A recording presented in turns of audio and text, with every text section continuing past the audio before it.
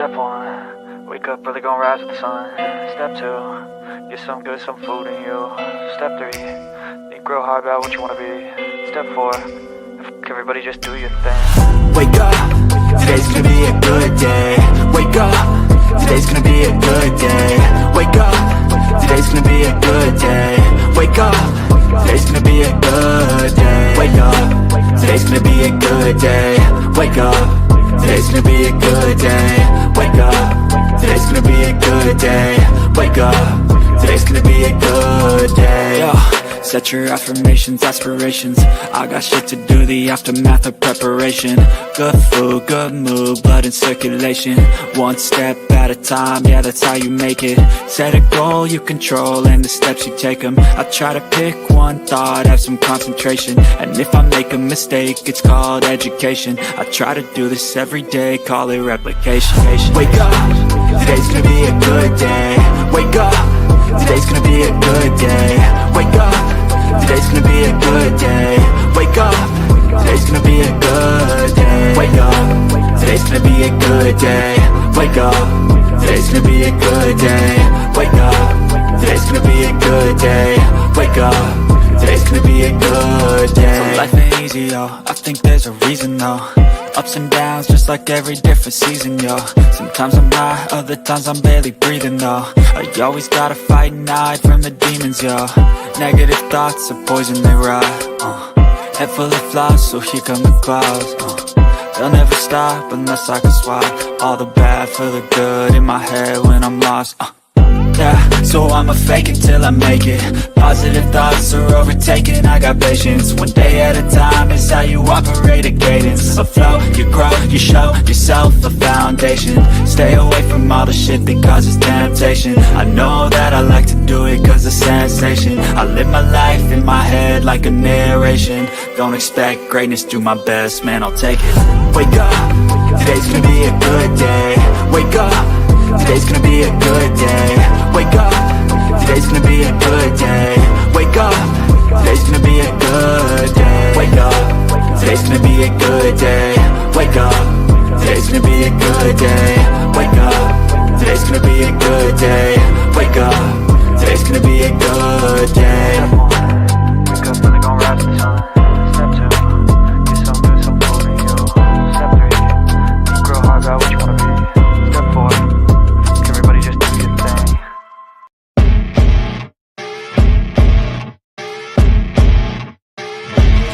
As you wake up in the morning, you want to find the latest, greatest information about criminal cases and have an intuitive conversation about the suspects associated with these cases. Head over to the Bullhorn Betty channel on YouTube.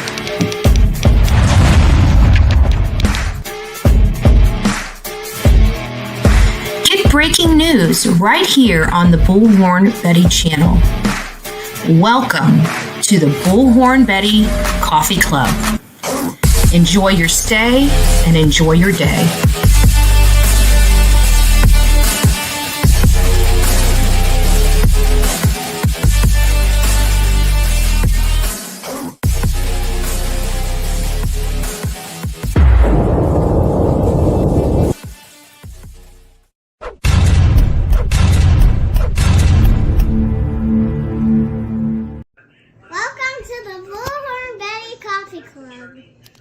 Earlier today, we spoke to the partner of the two children's mother.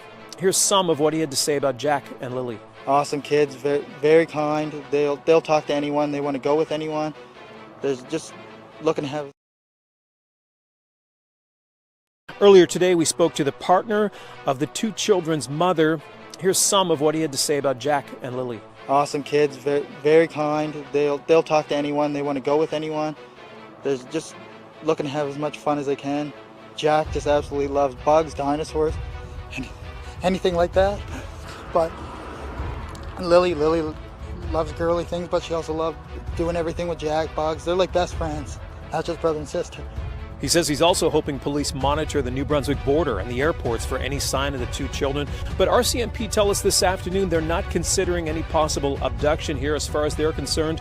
They're looking for 2 young children who simply wandered away. I know that there's a lot of people pulling for these kids to come home. Disturbing news. Y'all, we have breaking news information related to these text messages in the Lilly and Jack Sullivan case. As the silence becomes deafening, we do have some perspective. Lilly and Jack Sullivan allegedly disappeared on May 2nd by their mother, who reported them around 10 a.m., allegedly. Their mother, Malehya, reported them missing, stating that they exited out this sliding glass door, and after exiting through the sliding glass door, decided to play in their backyard. Further stating that when they exited the backyard, they must have wandered off into the woods and got lost. However, Malehya, their mother, believes somebody had abducted the children and was calling for an Amber Alert, but the RCMP stated there was no proof or evidence that these children were abducted, and they made that statement very early on in the case. The RCMP put together one of the largest searches for Lilly and Jack Sullivan and produced no results. But when they went missing, Malehya was explaining a lot through text messages and Messenger. One of those message threads were from Lilly and Jack's biological grandmother. Belinda, Cody's mother, reached out to Malehya to find out what happened to the children. And Malehya, from the very beginning, was driving this narrative that they were abducted. Belinda is Cody's mother, and Cody is the biological father to Lilly and Jack Sullivan.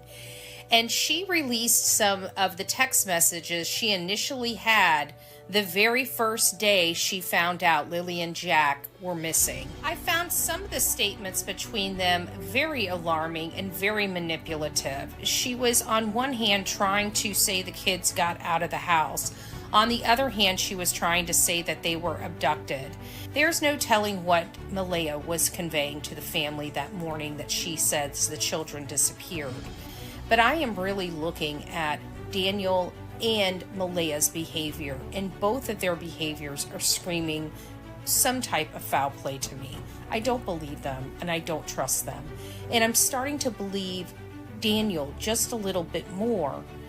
But then I start hearing from people that I value their opinion. I start reviewing people like the deception detective, which I value the opinion of this deception detective quite highly.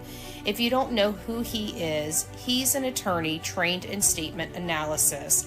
He has never liked the statements from Daniel nor Malehya and what he equates to deception. And the deception detective, on the latest statement from Daniel Martell, he's saying this is next to blackmail, emotional blackmail.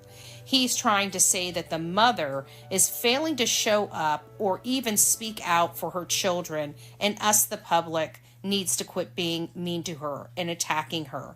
I don't think discussing this case and the public's opinion of Malehya is going to change because Daniel says so.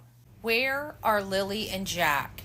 And what does Daniel and Malehya truly know about their disappearance? Don't forget to like, share, and subscribe to the Bullhorn Betty channels, and let me know your thoughts about this. This case is driving me bonkers.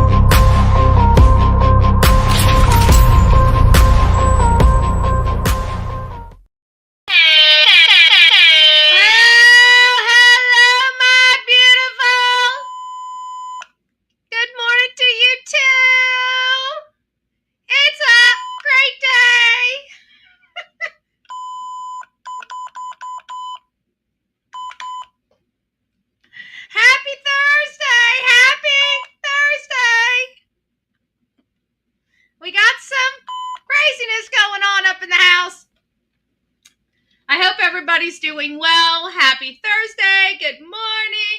As you see, just saying, ain't playing, baby. Just saying, ain't playing. I hope everybody is doing well this beautiful Thursday morning. Oh, I got to change my background. Hold on a second, folks. I just realized we are, what a beautiful face. We want to advocate for Sebastian Rogers as well. Who else do we want? Let's see here. We're not really, are we breaking? I guess this is kind of breaking. So, as you guys are coming in and seeing my thumbnail and saying, what in the world is going on? Because the RCMP told us that the children were seen in New Glasgow on May 1st. Children? Who? What? When? Where? My name's Bullhorn Betty. I cover true crime. We're covering the case of Lilly and Jack Sullivan. Lilly is 6 years old. Jack is 4 years old. They're brother and sister from Lansdowne Station, Nova Scotia, Canada, and they both disappeared at the same time on May 2nd, allegedly. And we have to keep using this word allegedly because I really don't know who to believe. Now, I know the RCMP. I'm watching the RCMP's behaviors and maneuvers. First time we're in Canada. Okay, so this is kind of a learning curve for all of us, right? Their policies, they're like in the United States, we know what the policies and procedures are. We know what law enforcement most likely is doing. We have to take an assumptive assessment here because we have to assume that detective work is similar, right? We hear of national and worldly different events for different detectives to go to. So we have to apply a little assumption here that the practice of detective work is the same, right? The collection of information comes from the same means that anywhere they would come from in the United States. In third world countries, we may not have a forensic data type of source of information. But at the end of the day, detective work is detective work. Investigative work is investigative work. The investigative work, say, of a journalist versus the investigative work of a detective is similar. You got to go down all the rabbit holes. You get a lead, you got to go down. Do I hear birthday? I just did my hair, Tina. I just want to tell you, I just did my hair. Is it her birthday, or is it her? Is it your birthday? Or is it your Bullhorn Betty birthday? I guess it doesn't really matter. But you're lucky because, we just sang to Lisa B always. So I actually, the only reason why you're getting lucky is because I'm just lazy. Okay. You got lazy Betty. Okay. It's her birthday. All right, guys. See, I had a milkshake yesterday. And I wish I would have known. I would have I wouldn't have skipped the milkshake. I'll be honest with you. So this is to our girl, Tina. Tina up in the house. So everybody, let's wish Tina a happy birthday. We're not going to ask your age. Some people, worry about that. I just don't, I'm getting to the point where I just don't care. I'm one of those people. I don't care. Okay, I'm gonna age with grace, okay? Maybe a little pocket of crazy. I don't know. So happy birthday, Tina. Happy birthday. So let's sing her happy birthday. Happy birthday to you. Cha-cha-cha. Happy birthday to you. Cha-cha-cha. Happy birthday, dear Tina. Happy birthday to you.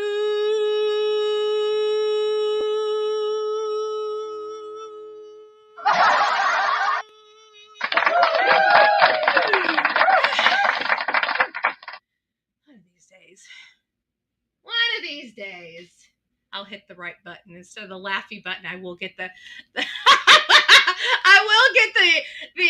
clappy button, so I don't have to cue. Okay, oxygen. We need oxygen. We need oxygen. Well, happy birthday, Tina. We love you. We're so happy you're part of the Coffee Club family. As you guys can see, I really just don't give a shit.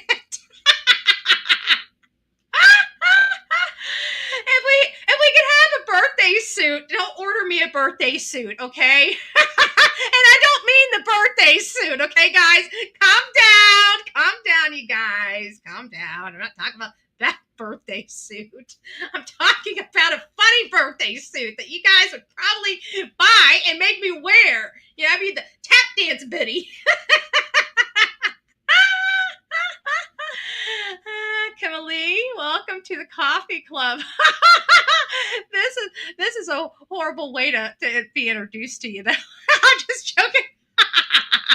Like people are saying, "The hell did I get into? Am I here for true crime or what?" I don't know. I don't know. Are we here for true crime? I can't tell anymore. Oh, you're welcome. Anything to make you happy. You guys are the bread and butter of the Bullhorn Betty channel, okay? And if we can't laugh at each other or do funny things or have fun with each other, then what the hell are we here for, right? We deal with a lot of stuff on this channel, and it's all sad. It's all sad. So, you know, here's another sad story we're going into, which is the Lilly and Jack case. And things I feel like things are unraveling what the milkshake Betty had. I came in here, I gotta tell you, I'm lazy. That's why we had the freaking hat here, right? I didn't put the crap away. Well, I forgot to put the milkshake cup away. So I walk into the office and I'm like, oh dear heavens, right? You got the straw stuck to the bottom of it. You know you're gonna have to soak it into in the sink for an entire day. And I'm just looking at it, and the only thing I think of is it too early for a milkshake? And I'm like, girl, coffee. You need coffee, not sugar. So classy, sassy, and a little smart assy. I'm just saying. Just dropped off my baby for her first day of school. Oh, don't cry. Don't cry. Don't cry. Don't cry. Don't cry. We got funny stuff. I can cuss you out. That make you feel better? Don't cry. I need the coffee Betty's drinking. Well, you're going to have to call Brenda, okay? Brenda, what are you doing to my coffee that you're sending me? I just want to know. What are you spiking the coffee? Are you spiking the coffee? I can promise you guys it's a little too early for that. Oh, I'm crying. Aww. Oh, I know. It's like that. You know, the reason why I know, because I know that first day is like that happy, sad, day. It's like you're so happy to see your little one, growing up, but you're so sad because the little one's growing up. And it doesn't really matter which little one. You can apply it to every single little one you got, right? Even the fur babies.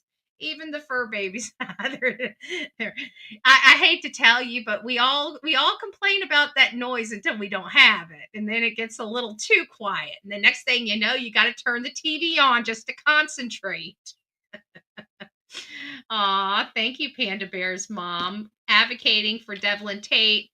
Let's just take a few moments and learn about Devlin Tate here, and many of you guys know because of Panda Bear's mom advocating on this channel for Devlin Tate. Devlin Tate being, and I believe he's 18. Maybe he was 17 when he disappeared. No, it says Devlin Tate 19, but one of them says he's 18. And I know I saw another article that says he's 17. So we'll go with the 19 years old, and he was last seen on April 21st. And this is from the Ionia, if I'm saying that even right, County Sheriff's Office. And there are some, this is in Lake Odessa, Michigan. And he has been missing. Let me show you one of his images. Let me just share the screen. Hold on a second.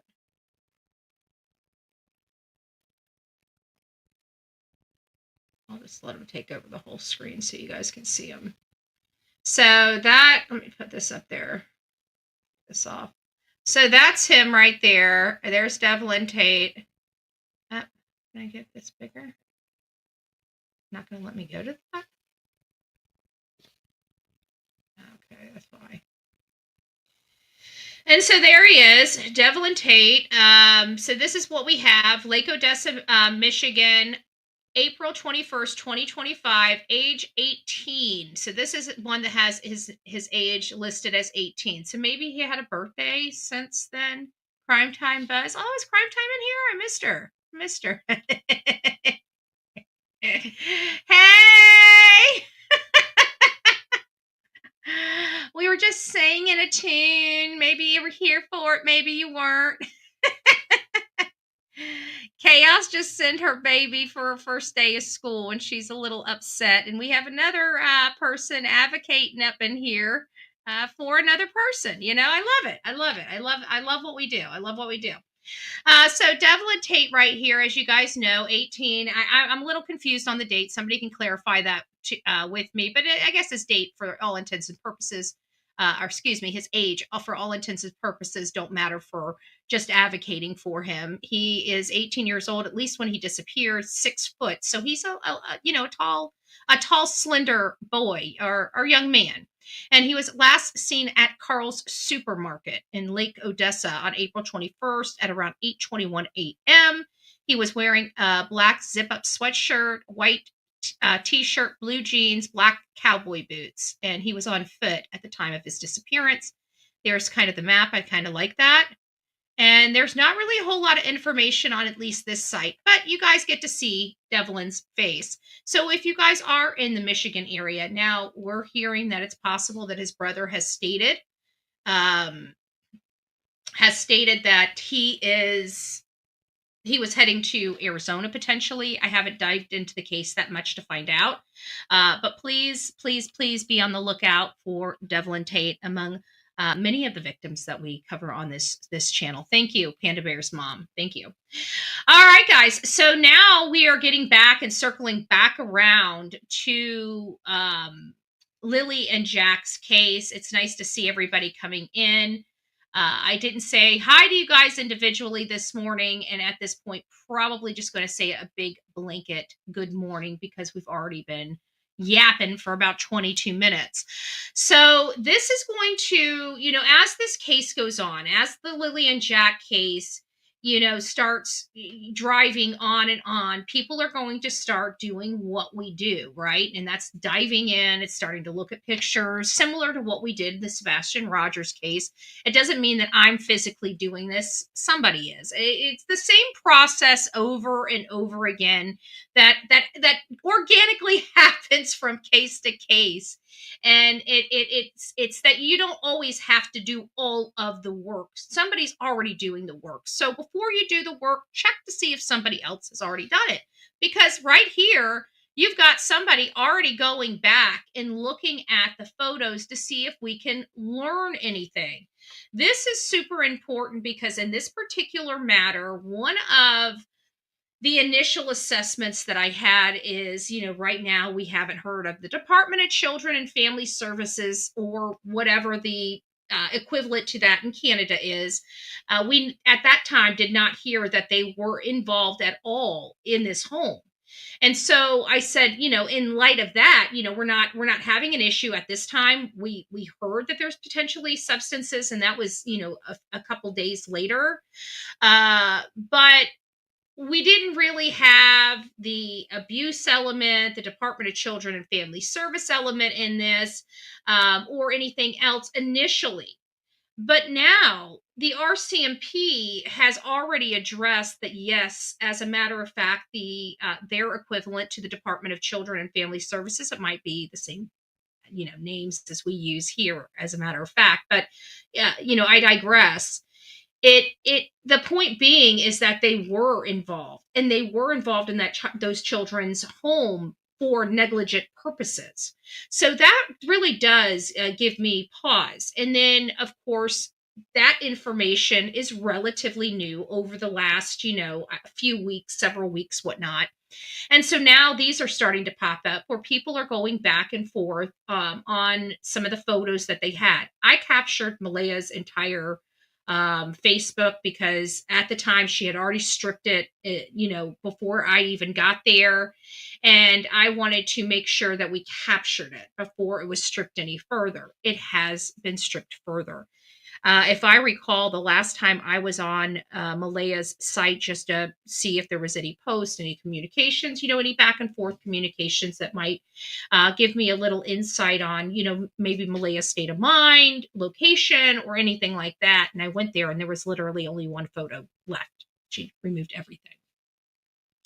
Now, I don't know if that has since been reestablished or not, but that is what I saw. That's concerning for me. It's about as concerning. And I've got Crime Time Buzz in the chat, so stay with me. It's about as concerning as learning that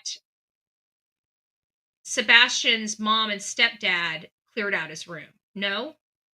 Isn't that virtually cleaning them out? Isn't that almost, think about it. I'm not trying to make something out of nothing here. I'm really not. But just the way I'm looking at this whole situation, Oh, thank you, Pamela. God bless you. God bless you. What do we have here? Oh, Melanie says, happy Thursday, Betty, Delilah, mods, and chat. I hope everyone is doing well. Prayers to all the kids that are missing. Get found. Prayers for Seth. Thank you. Thank you. Oh, and Kimberly, thank you for becoming the newest member of this crazy family we call the Coffee Club, i.e. the Insane Asylum. Grab your straitjacket and your padded room and welcome aboard. Welcome aboard. And Pamela, thank you very much for your gracious gift. That is too kind. And even though it's one and it probably didn't register as meeting our goal, I think we met our goal. So I will get with Sonia. Sonia, you might want to put the people in this chat and maybe the last chat on the wheelie thingy. So we're going to be doing a drawing for a keychain, and I will get with you after this to coordinate that. And let me know who the winner is. Oh, and didn't we get a winner? I think it was, we hit 40,000 on this channel, which is not everybody gets an opportunity to get to those levels. We're very thankful. Some people stay down in the hundreds or the thousands of views, the low thousands of views, 2,000, 3,000 views for many years. And it is a true honor and privilege on this specific platform to make this incredibly, this many subscribers. And I just want to tell you all very, very, thank you very, very much for your love and your continued support of me and my channel and everything we have gone through. Good gracious, every blessed thing that we have gone through. It has just been, it has been a crazy ride to say the least, but it sounds like Sonia did the little wheelie thing, and for our 40,000 milestone, she did a shirt giveaway. And it sounds like Brenda got that shirt. So I just wanted to tell Brenda, congratulations on that.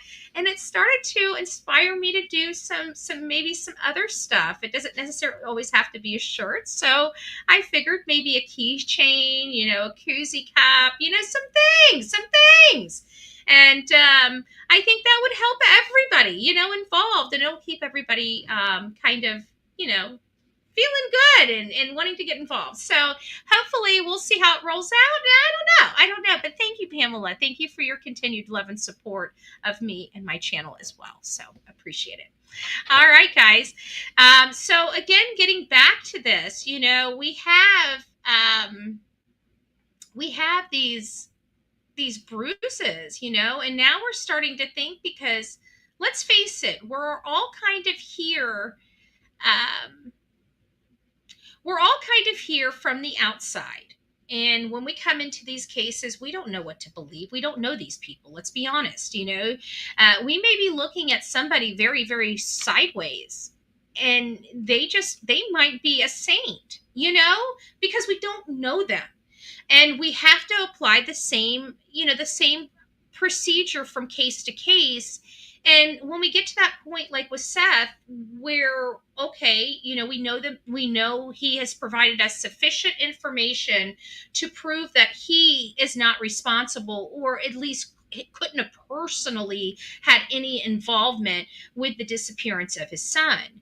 So we go through all of these processes, but sometimes it's a long drawn out process. This one here, we learned a little later about the Department of Children and Family Services being involved in these children. And then we learned that by rumor, we got no real receipts. We just heard by rumor that I guess the receipts, it's from Daniel's perspective. So again, still we have to, it's there's nothing that he brought to the table to corroborate it outside of his own words.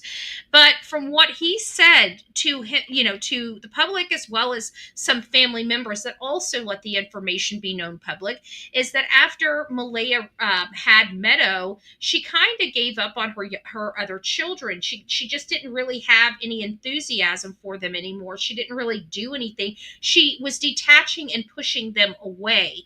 And this was all happening prior to this disappearance. So again, now we're starting to hear about the Department of Children and Family Services. Now the rumors and the leaks from Daniel's side of the family are starting to come out, where he was the primary caregiver of Lilly and Jack, even though he was the stepfather.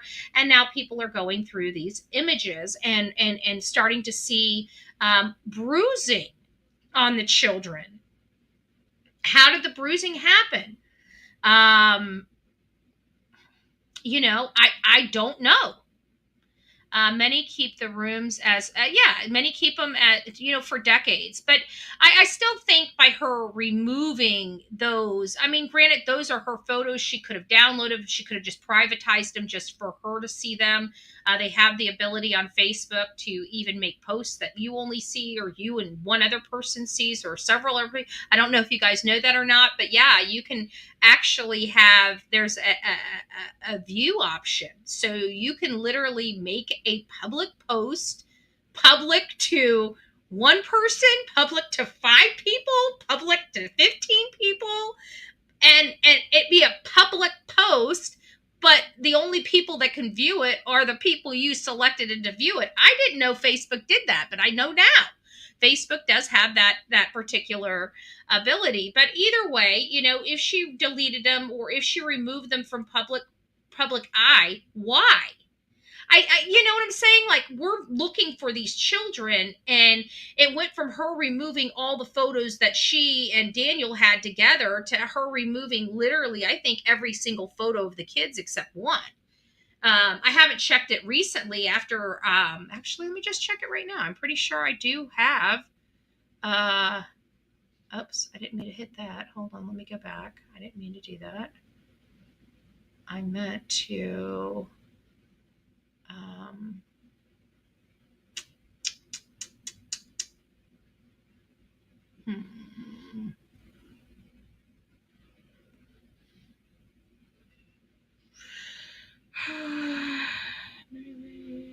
yeah, I did. Okay, here it is. Lilly and Jack, mother of missing parents. Malehya's Facebook right here. Hold on, I found it. Let's see what's in it. Yeah, she's removed everything. I'm not lying. Here it is. There it is. Nothing. No videos. Remember all the photos she had? She had all the photos of the kids. They're all gone. The only one that's left is this one right here of all the kids at Christmas. That's it. Like, to me, that is about as horrible. Again, just my opinion. It's just about as horrible as learning that Katie cleared out Sebastian's room. Period. For me. Let me get down here and see what all your comments are. Give me, guys, just a second. Hey, Detective Whiskers, Shauna, YouTuber. I'll say hi to you guys as I'm running across you. The Real Me Too, good morning. Sonia, Frank, hey, hey, hey. Oh, thank you, Lady Justice. Lucky 7. I know my lucky number 7, too. Actually, it's kind of funny because you know how you do the date stuff?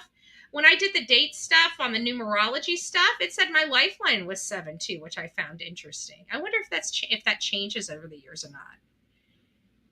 I don't know. It's pretty interesting. Hey, Karen. I don't even know how to comprehend how Malehya just walked. Oops, I almost knocked my water off. Malehya, Katie. I mean, look at Katie. She walked away like right after that big search when nobody would. I mean, Seth was out there, right?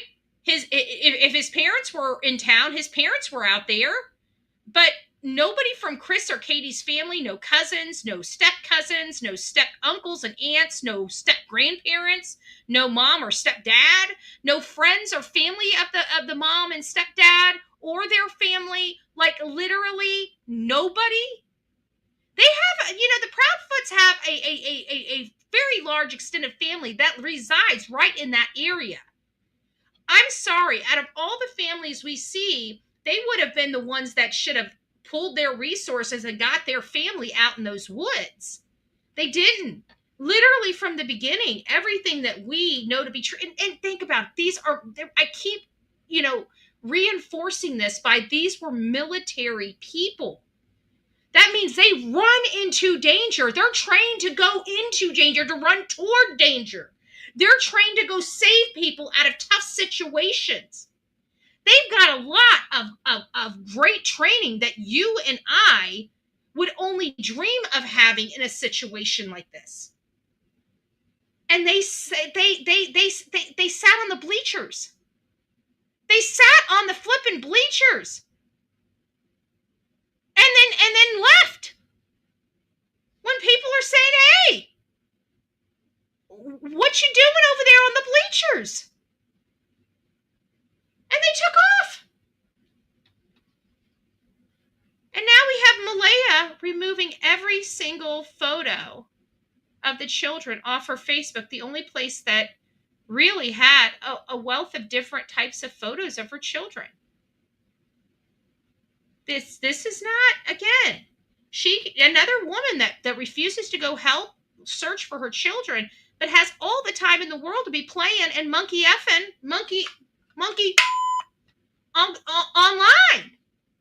If you got time to be monkey online, then you have time to get your out there and search for your children. Because if you really want to know how I think of you,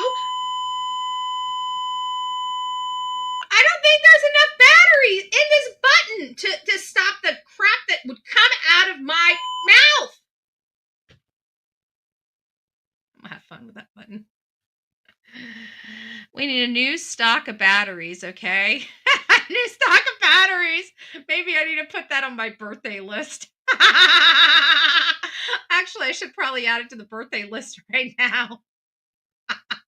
We're gonna need batteries. and not for the things that people are going to try to say the batteries are for. I just like to push a lot of mother buttons. I still believe Malehya and Daniel know what happened. It's hard not to. I mean, let's go through this a little bit. Clearly, Grandma lives in a separated residence. And now, granted, we looked at that RV. I have to think that RV's walls are literally paper thin. That place looks like if you blew too hard, it would collapse. I don't know how Canada allows people to, like, that looks like it's inhabitable.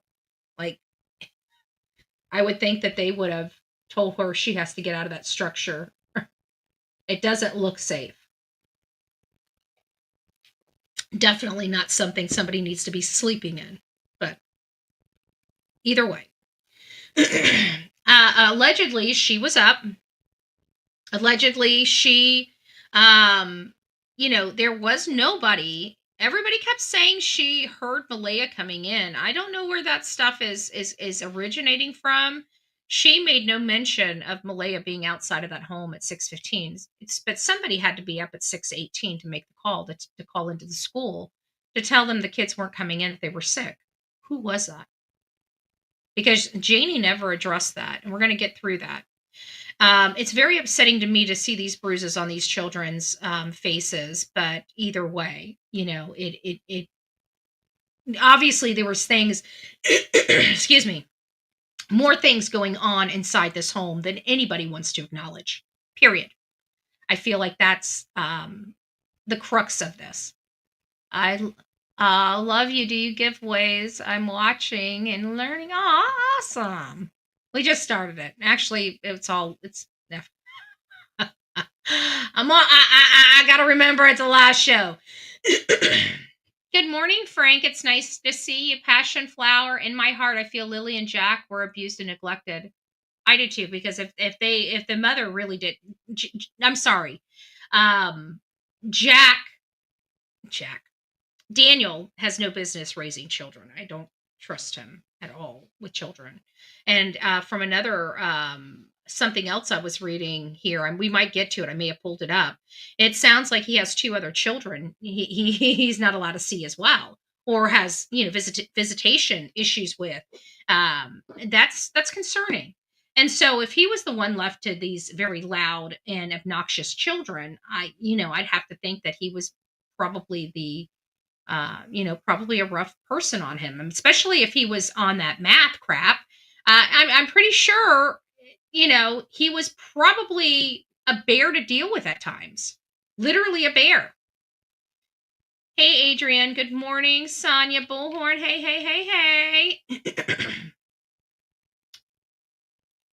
Aw, thank you. 7 months. Appreciate your love and support.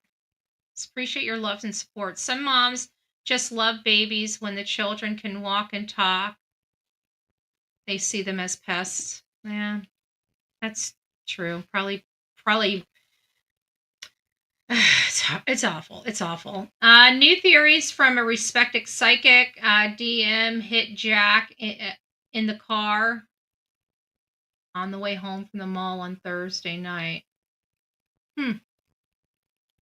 Well, I would think that they would have had forensics from that. I mean, that would make definitely a forensic trail.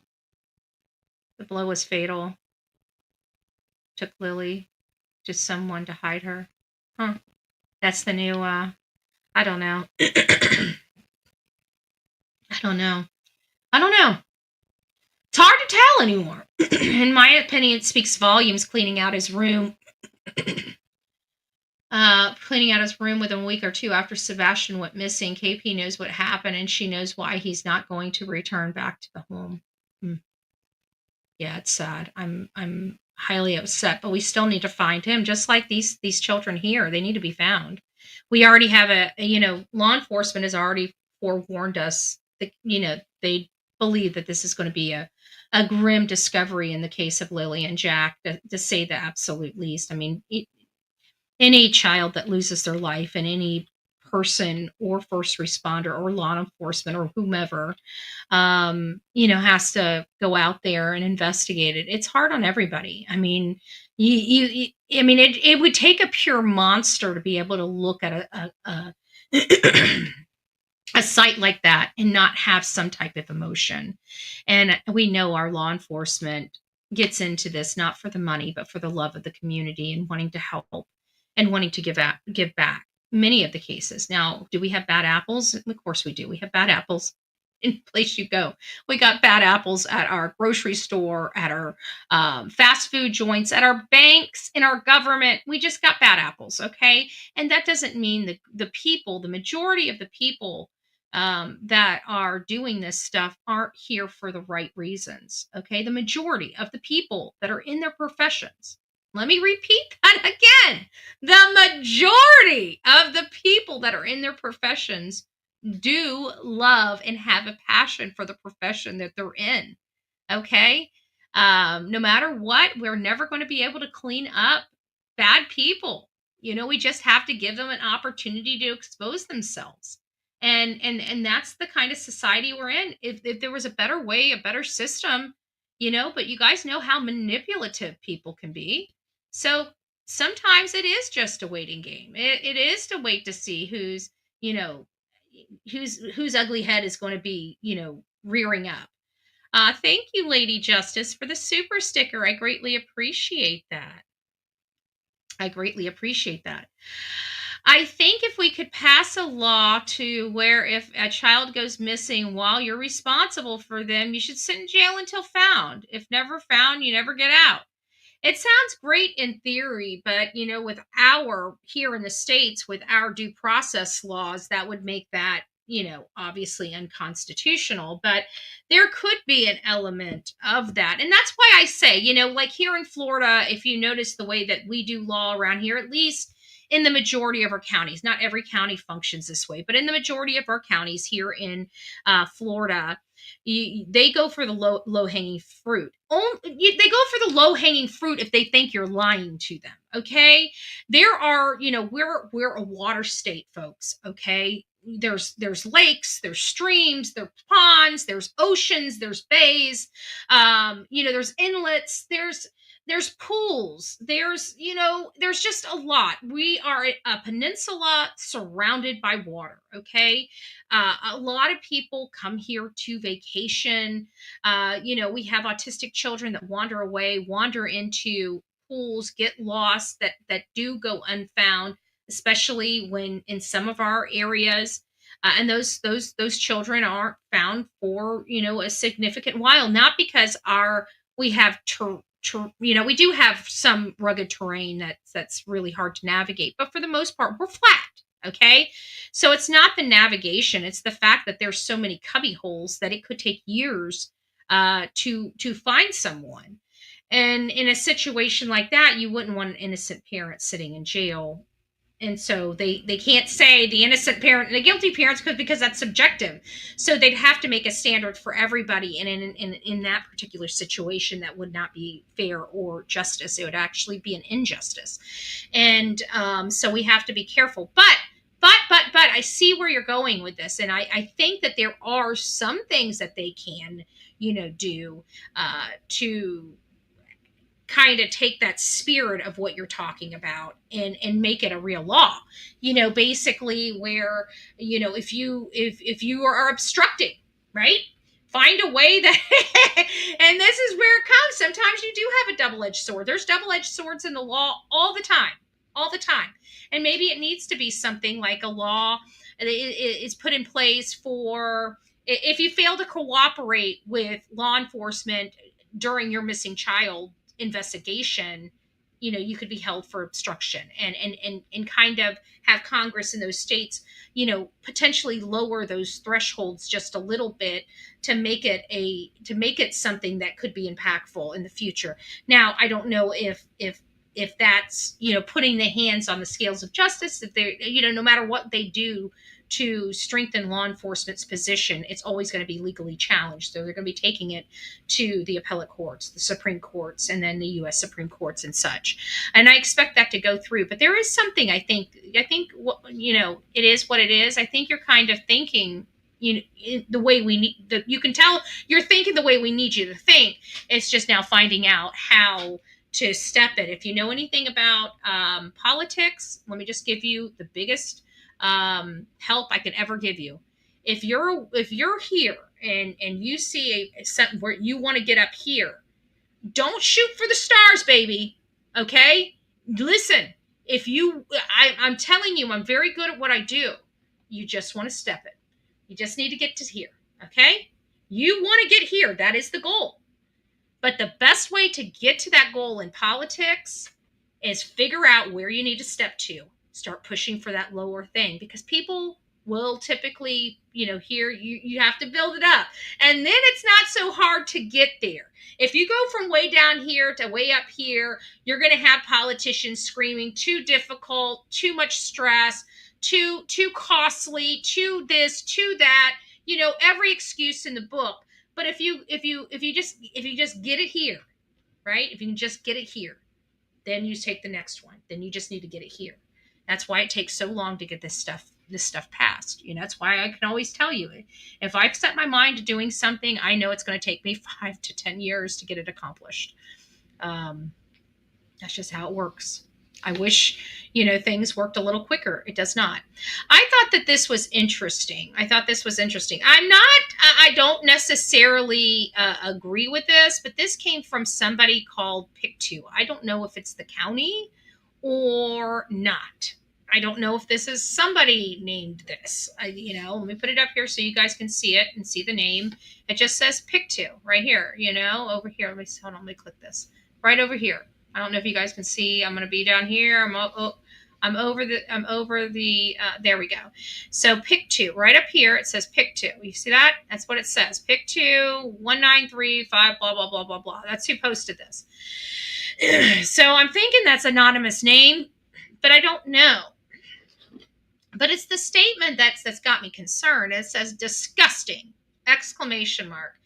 Chief Michelle Glasgow of the Spickney I can't pronounce that, and I apologize. First Nation attacks the grandmother of Lilly and Jack Sullivan for simply asking a question if they are being kept on the reserve, as Malehya Brooks-Murray and the kids are members. Michelle even posted Belinda's phone number, lied and said Belinda was racist and encouraged people to call the grieving grandmother. Michelle is sick and should be ashamed.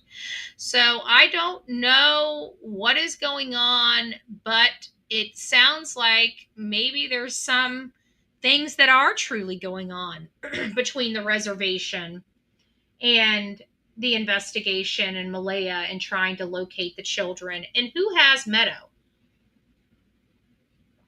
Who has Meadow? I still am very, very, very unclear about that. But this right here, this is where, this is the article that has me the absolute most confused. And I just want to read this to you, okay? It's a post on Facebook. It redirects you to this website, and it expands the article. And so it says, a new twist has emerged in the baffling disappearance of 4-year-old Jack and 6-year-old Lily Sullivan from rural Nova Scotia. A recently shared text message from stepfather Daniel Martell has sparked intense discussion online, with armchair investigators and concerned parents alike speculating over every detail, including his choice of punctuation. Here is the information right here. Let me put this up a little closer for you, folks. Right there. It says, the text, which has shown in a YouTube live stream, caught viewers' attention immediately. It begins with, the kids were not seen at the mall. Exactly 2 exclamation points. Next, her brother Ron called at 8:48 a.m. with a call lasting just under 3 minutes. That sentence ends with 1 exclamation point. The third statement says, Malehya did not use my phone that morning. Another single exclamation followed. Finally, RCMP were called at 10 a.m. and took 12 minutes to arrive on scene. Again, with 2 exclamation points and nothing more. Why does this matter? Because each line in Martell's message is carefully considered. And as one live stream host observed, his choice of exclamation marks might hint at which statements he's most eager to emphasize and or defend. Interesting. For instance, he repeated instances that the kids were not seen at the mall with 2 exclamation points, raises eyebrows. What does it say? It is true the children were never spotted inside the shopping mall, but rather at an adjacent hardware store where the family was supposedly picking up materials for a new fence. Was this premeditated? Is this fence a gray herring, a red herring? Is this fence something else? Because, wow, I bet you the supplies needed for fence and the supplies need so they could prove that they were digging at the house. Oh my goodness.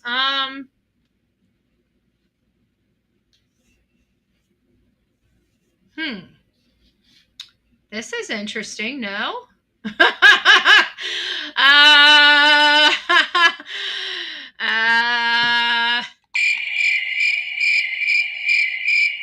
that kind of gave me a little shivers. No?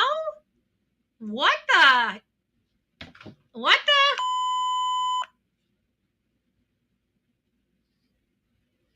Did you guys hear that?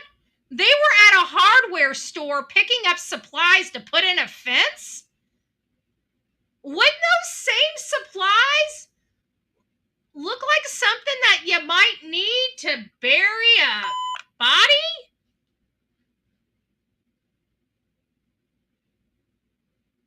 Huh? Yo, this, I don't know. I'm not sure how I like this. Oh my, passion flower. Oh my's right. Let's just read this. Let's keep reading here. For instance, he repeated instances that the kids were not seen at the mall, with 2 exclamation points, raises eyebrows. It is true the children were never spotted in the shopping mall, but rather at an adjacent hardware store where the family was supposedly picking up materials for a new fence. The subtle distinction suggests Martell was drawing attention to the facts some might overlook. The mention of the call at 8:48 a.m. signals another point of contention. Some sources and the family members refer to an earlier 6 a.m. call, casting doubt on the timeline Martell provided. His singular exclamation here might reflect personal importance, though it deepens the confusion. Perhaps most striking is the assertion that Malehya didn't use my phone that morning. This statement is particularly suspect. A family member said Lily's phone was dead on the morning of the disappearance.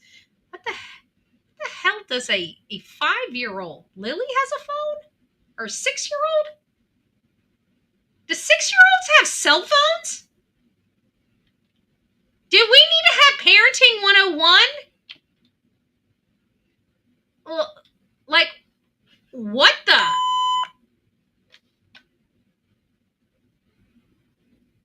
Betty, remember Jamie said that they were building a swimming pool.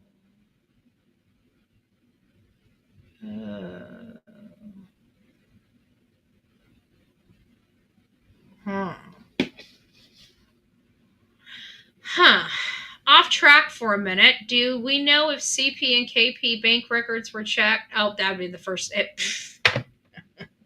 I would say that's law enforcement. That would be one of the first things checked. But we are dealing with Sumner County. But even in Sumner County, I believe that the bank records were checked. But who knows? Who knows? They're idiots. That's all I gotta say. Allegedly, and in my opinion, I just happen to have receipts to back up that statement.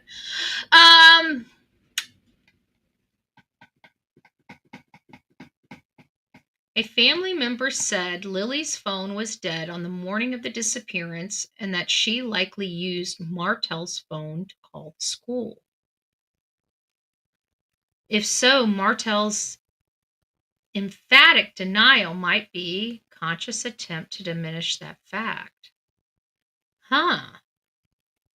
Lily has a phone? I'm still stuck on a 6-year-old having a blessed cell phone. but the mother not. What is up with that?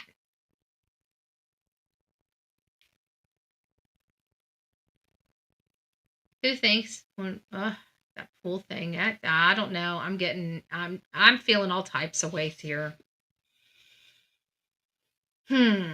Finally, the statement about the RCMP's arrival before 10 a.m. with 2 exclamation points appears the most straightforward, aligning with the public records of the response time and therefore requiring less explanation. They did not arrive before 10 a.m. The call was made around 10 a.m. And it's my understanding, I think even up here it said they arrived. It took 12 minutes. The call came in at 10 a.m. So they would have been there at 10:12. The earliest cop to be there. I thought they didn't get there until 10:22, but I could have, that was going off memory. So 10:12 would have been their arrival time, you know? I think Bowersock's financial transactions should be checked. I think the whole family needs to be checked. Okay? The whole family is as rotten can get. The whole damn family needs, there's something going on there behind the scenes. Their family has some type of criminal conduct back there, in my opinion, just based on everything that I've seen, just, and not only that, but the history, especially when it comes to Terry, but all of them, even his sister, that purple hair freak, she's got some nasty charges that she's been arrested for. That whole family's rotten. And why Sumner County Sheriff's Office would go to bat for that type of family, I don't know. They're sick. The whole damn community's sick.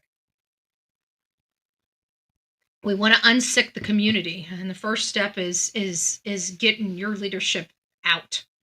They are toxic. And I'm telling you, at 2025 moving forward, they're going to be paying a lot of taxpayer money out because people are going to have enough of that crap.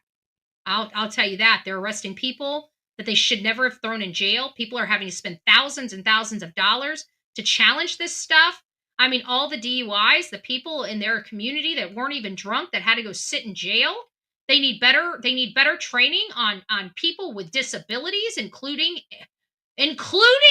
but not limited to autism. If they had a freaking clue, they could have not wasted so much time playing Eye of the Tiger and thinking the boy drowned when he could swim. That's how ignorant, because they won't open their ears or listen. They're too dense in the freaking brain, too dense and soggy. So anyways, we're going to give this credit to Klesh and Pearls. I've been trying to look for it. I know that he said he's found this. I don't know where he's found it from. Maybe somebody's screen recording it and sending it to him. Maybe it isn't anywhere, and that's probably why I'm having a hard time finding it. I don't know, but I'm stealing it. Either way you look at it, I'm stealing it. So, Justin, for all love you, Justin. Happy birthday. Just saying. Hey, Karma's mom. I promise I'll pay it forward. Smooth brain syndrome. Who is Terry Bowersock Sr.'s biological children, if any? There was a few that came forward. I think there was at least a son that absolutely hates his dad, which doesn't surprise me. I absolutely hate his dad as well. So we're good. We see eyeball to eyeball. But anyways, Justin was playing this stuff. I heard the Janie thing, but I can't remember where I heard it, and it wasn't on Justin's channel. It was somebody else's channel that had played some clips of this, and I can't find it. I thought it was It's a Shaming Crime. But I don't know. I don't know. So either way, he's got some text messages or some comments in somebody's chat, and it says it's conversations that Daniel had with somebody. Let me see if there's more to this. Hold on. I want to get into this question first. I hate when I do that. Give me a second. Had really wondered about is Okay, I just want to see if there is more.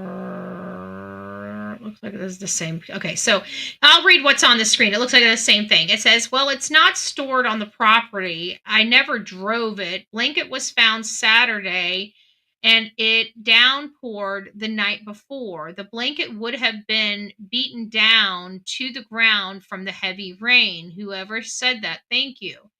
That's a good point. It's heavy rain, and the night before on Friday, the blanket would have been heavy when wet and was a full-size blanket. Full-size blanket. Come on, man, in pink. I don't know what that means. So let me keep going and see if there's another part. Nope, it's the same. So it's about the thing, and he says, I'm not putting pressure on the RCMP. They're working hard. I have problems with those kinds of comments because whenever it's your child, you don't really care. You don't care. It's never hard enough. We see this with Chris Proudfoot. We're seeing this with Daniel Martell. These are significant issues for me. These are significant issues for me. And so let's see if there's another one. So no, it's not. So let's just keep going until it changes.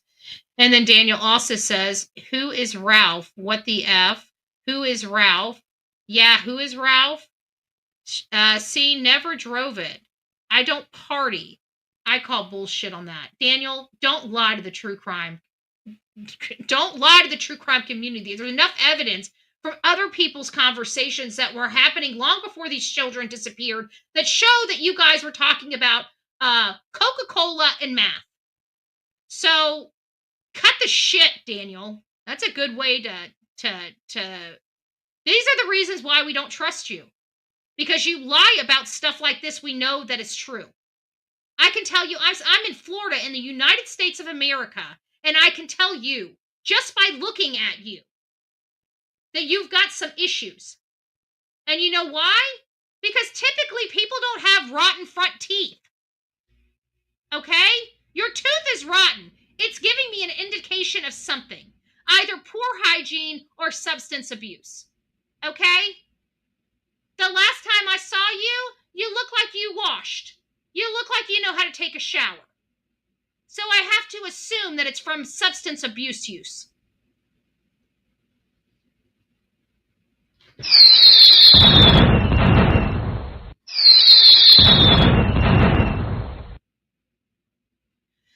He says, yes, 20 or 30, I drew a map of my travels for major crimes. So he was the one moving. He was the one moving around. And he was the one watching the searches on the ATV as well. The one watching the searches on the ATV. I think the pink blanket was a ploy. I think it was planted. I think it was planted because, let's see what this one says. This is another part. Let's make sure I didn't miss one. Hold on. Let me just see. This one. Okay, so it changes, and this is this one. Okay, good. I keep getting error message. The culverts. I searched both ways. No trails, just dirt roads. I have the email. Malehya was up at 6:17 and 6:18 to mark absences from school. I thought they didn't see the kids. How did they know the kids were sick at 6:18 and 6:17? How did they know the kids were sick?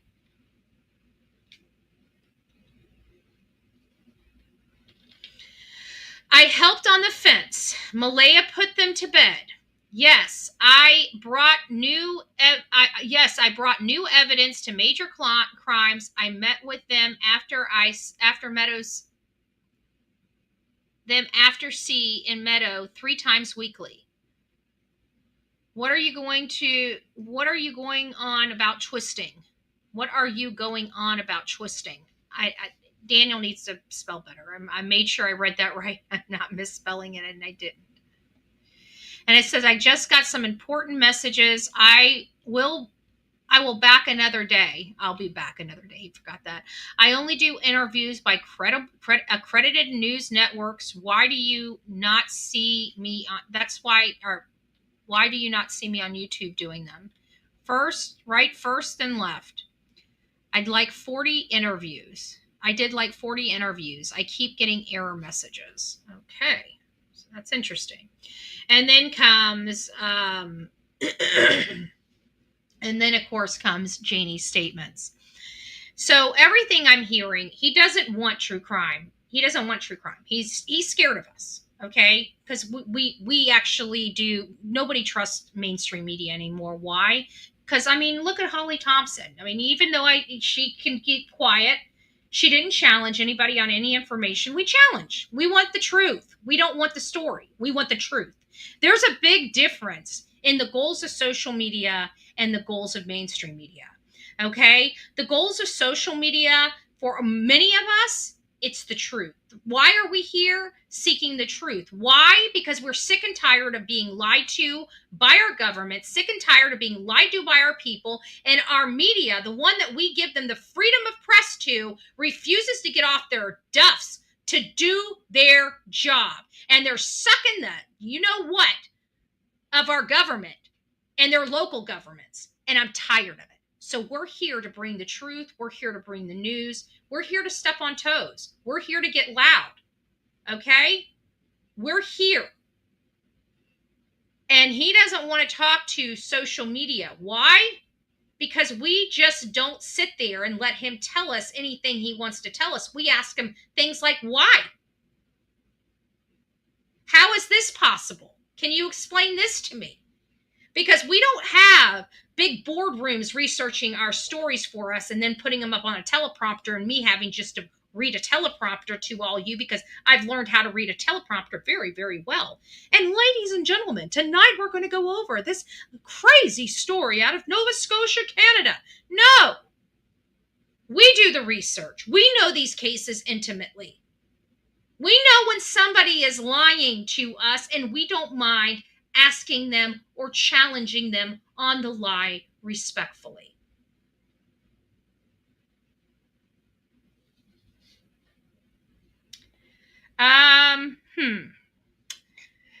Nancy, I don't know how to answer you. I'm going to be very polite because this is the first time I see your name. First of all, I could give two shits. Let me be very clear about Dolly. I will never show Dolly's shit on my channel. I don't like his name in my chat, so please don't ever do it again. And I'm giving credit to Justin. This is the Bullhorn Betty channel. I'm playing Justin's fucking video. And I'm not trying to be rude, but you just don't come in here with Dolly's name ever in my chat. As a matter of fact, go back to Dolly's channel. Have a good day. God bless you. Please don't come back. Somebody, I don't care who it is, delete that person. Nancy Lynn, sorry. And for everybody else watching, say his name in my chat. Say that man's name in my chat. You'll get blocked too. And the next time you want to come into my chat snarky, pay attention. Pay attention. If I'm over, okay, that'll work then. And Nancy, all right. The reason why I'm giving Justin credit, do you see his face? Whose face is that? Do you think that looks like a dumb-ass, cracked out person? Or does that look like a man put together that looks like he's got some common sense? Okay, thank you. Have a great day. Thanks for playing. Y'all ready? Yes, Justin. Let's go. Hold on. Don't make me. How many thumbs up do we got? What? How many thumbs up? How many thumbs up do we got? How many thumbs up do we got? Y'all heard Justin. He ain't playing this until we get some thumbs up. Thank you, Justin. Thank you. Is she still here? I'm sure she won't be. Sorry, guys, but I don't play. Don't come into my chat and ask me a question like that. I do whatever the hell I want to do on my channel. And I'm surprised. I'm still surprised we still have some idiots on this platform that hasn't figured it out yet. I do what I do because I do what I do. Do I come knocking on your front door and asking you why you do the stupid shit you do? Just saying. We got the cuss jar. Sorry, the beep button broke. Sorry.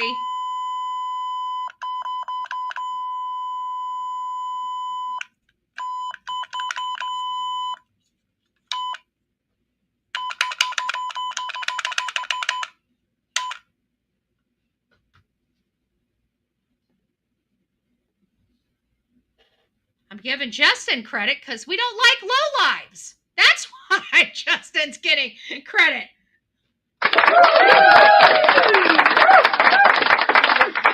The drama channels need to stay on their side of the road, and that's exactly what that man is. Ever leak. Ever. She. Someone. Okay. Yes, Rainbow.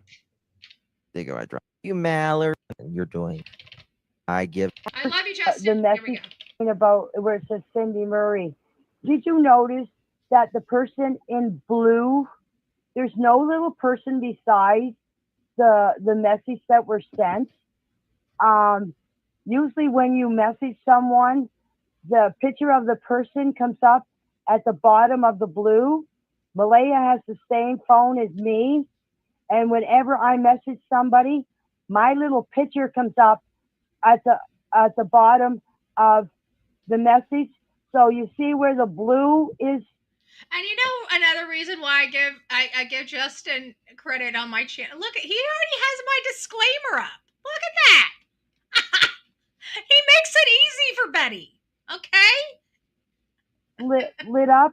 How come there's no little person on the bottom of the phone of the messages?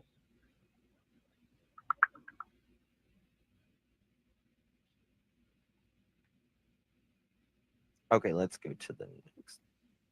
Oh, and I also in my interview told them that if they want to come dig up my driveway, or if they want to come lift my trailer, or lift the RV, or anything they wanted to do. Wow. I hope they did do that. When people offer, I think they should. I'm just saying. They were more than welcome to come and do it. I have nothing to hide. The kids are not here on this property. Man, how does she know that? But how does she know that they're not there? But they did put a drone underneath underneath the trailer. They had an army. So the question is, why did she originally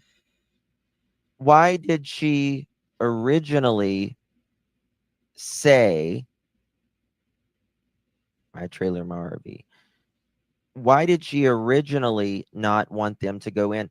Because that's a good question. As listen, the dog thing. Listen, I think maybe I'm going to probably answer the same way he does. I'm not sure you hear yet, but at the end of the day, it older people that are kind of woohoo upstairs, you know, they have especially I'm thinking that's kind of the way she is. She's somewhat, you know, she sounds like she can carry a conversation, but I think she's upstairs because nobody's going to live like that. No normal person is going to live like that. And then to have all those dogs and cats, it's telling me that she's got emotional issues as well. You know, that's her sanity. So it's a psychological thing that I see with the dog, with the other animals and stuff like that. And, you know, that's her space. She might be a hoarder. That the condition of that trailer, you know, she's got money for fence, but not money to put a roof on. You see where I'm saying, you see what I'm saying? And I find that this whole, I got to put a fence up. I mean, let's pull up the freaking property. Let's look at something here. Let's look at our photos. Let me go to the case real quick. Hold on, guys. Let's look at some things here. Let's look at their property. Let's look at that fence. Let's see if we can see any new fence post holes, right? Let's see what we got here. Oh, I think we have an aerial. Don't we have an aerial? Let's see. An aerial.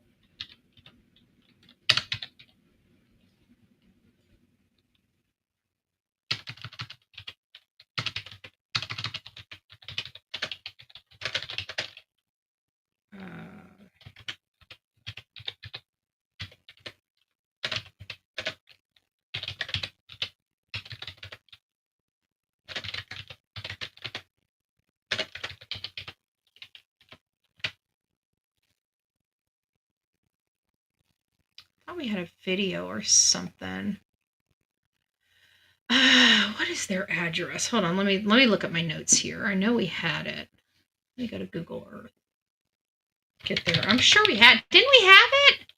We had a I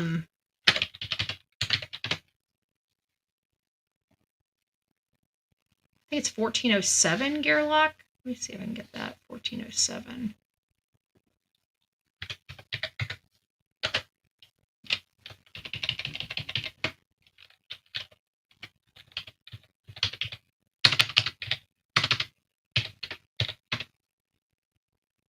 There we go. Thought we had a video of some sort. Huh. TikTok. Let's see if this is it.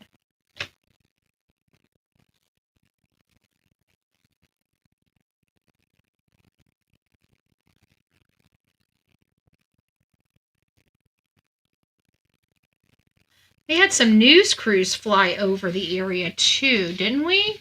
Hold on here. Let me see. See if anybody's got anything in the chat. 6 dogs. I didn't know how many. I heard it was dogs and cats. So, the information, they were rumors. So I don't know whether the rumors are true or not. But let me go ahead and go to my my file and see what we got in the file. Oh gracious, come on. I'm having a problem with my mouse. My mouse dying on me? My mouse is not wanting to work. Let's see. Let's put these in kind. Let's look at the images. Those are what I'm looking for. Images of the house. Okay, here's some images of the house and grounds. Here we go. Here we go. Let's look at some of these real quick and see what we can find.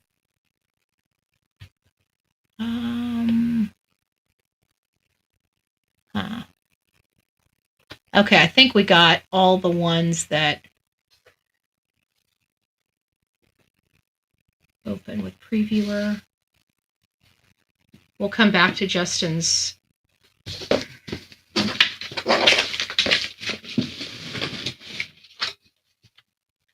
Okay, let's move this over here. Yeah, I think my mouse is dying on me. Let me see if I can put the other mouse on. Okay, this one looks a little better. That's why we have backup mouses. That's why we have backup mouses. Okay, let's quit this one. Stop, and we'll show the screen. Share screen window. Okay, here we go.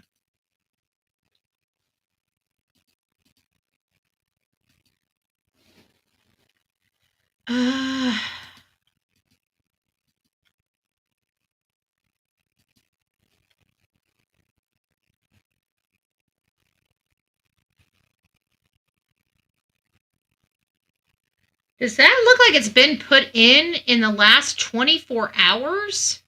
I mean, it's a little pixelated, but let's just keep going.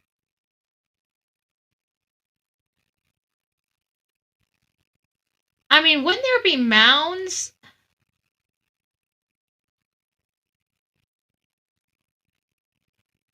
I don't know. This might be another Summer Wells, situation here. His name is Daniel. I heard she only had one dog. That's it, but that's hearsay. Oh, no, I have. Oh, hey, Mama Bear of 10.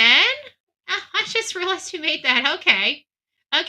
So I heard it was multiple animals, personally. That's what I heard. I didn't know. But I guess the question we need to ask ourselves, does that look like that was just put in? That doesn't look like it was just put in to me. Because I would expect it to have, something to show that there's compacting there. Those don't look. I'd never let my kids play in a feral yard, in that feral yard. Well, actually, I mean, outside of that, this area up here, can you guys see my yeah, this area right here looks a little dangerous, probably not. But I mean, I'm actually surprised their backyard is got some pretty green grass. I mean, it's really not, the area that they play in is not dirty. But my question is, how much time did they have to get this place looking like this before this? And that's been my question, because I'm really starting to feel like there's a possibility that these children were gone a lot longer. I think everybody has, at least a theory that might address that. Hey, TD Dean, it's nice to see you. Nice to see you. You know? So is it possible that, I mean, they can't manufacture green grass like that. So that tells me that they're at least taking care of an area. So, and I'm not seeing a whole lot of you see a walking path, you can see a clear walking path to that shed, which makes me wonder, is that shed where they, party? It's right, it's out of the house. It's next to Mama's house. I'd have to think that, if Mama's living like this, then she probably, could partake herself. I don't see normal people being comfortable living like this if they have the ability to change their situation. Some people have no choice but to live like this. But they don't live in squalor and filth. I mean, look at all this trash back here. They take pride. People that have no money, that have something that can own, trust me, they take pride in what they own. I wouldn't doubt they know each other. They wouldn't. Yeah, I just see this building here, but I don't see where this fence was just installed.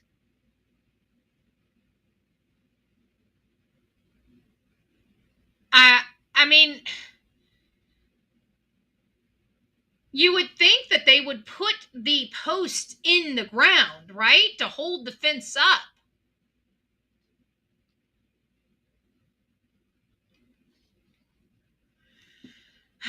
What's this? Hold on.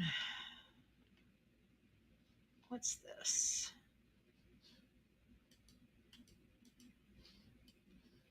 Oops. Oh, I don't want that photo. Hold on a second. Let me find out which photo I was doing there. Even that doesn't necessarily look like brand new wood either. Oops. Right there. Maybe this looks new right here. Fairly newer. Definitely not this over here. This, I mean, you can see the dust on it. So is this the fence that they're talking about right here? And if so, I mean, there's another fence right here.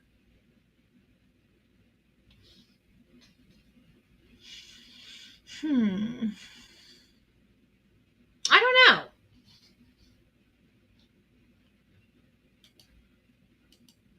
I don't know, guys. What do you think? Now that fence looks like it's been there for what? Yeah, it does. But this one right here, it's this side over here. Let me put this back up here. I think this is the new fence. This looks like the new part right here. This right here. But you can see this other fence is right here. So it looks like they must have put this up. This looks newer right here. And so does this. But would they have been able to do that day? All that work? If they were think about it. I mean, if they were in town getting the supplies to put this up at around noon, and I heard that they were last seen on a footage at like 3:17. 3:17 was something I heard at the very beginning, and I need to locate where I heard that from, what news source. But this does. Okay, so this little strip here, okay, we could equate to potentially being new. How new? Was it really done that weekend? I don't know. I don't know. But we will jump back to that news article.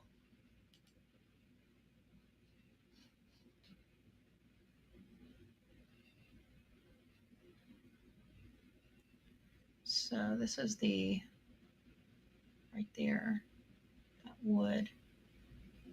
We do have some cut pieces right here.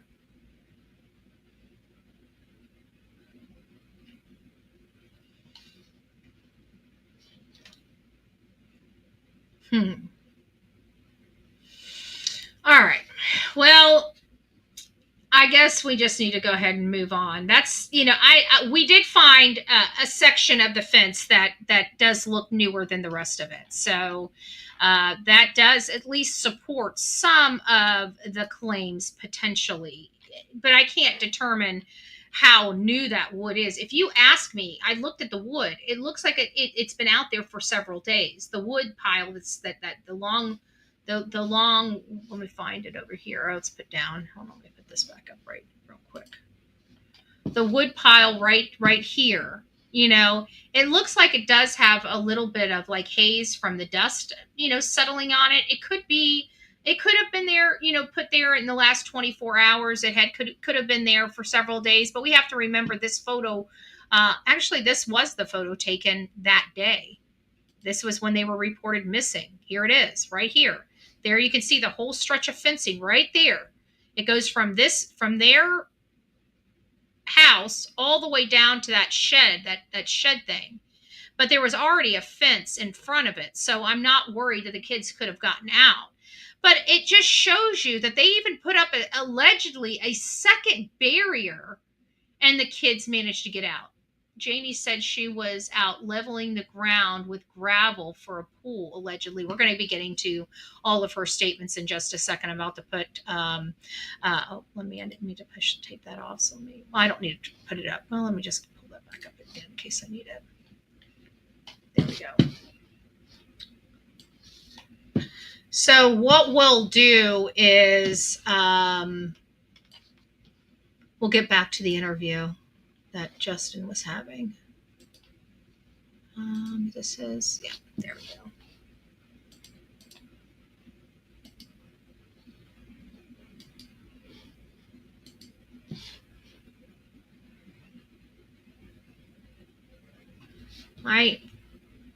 There we go.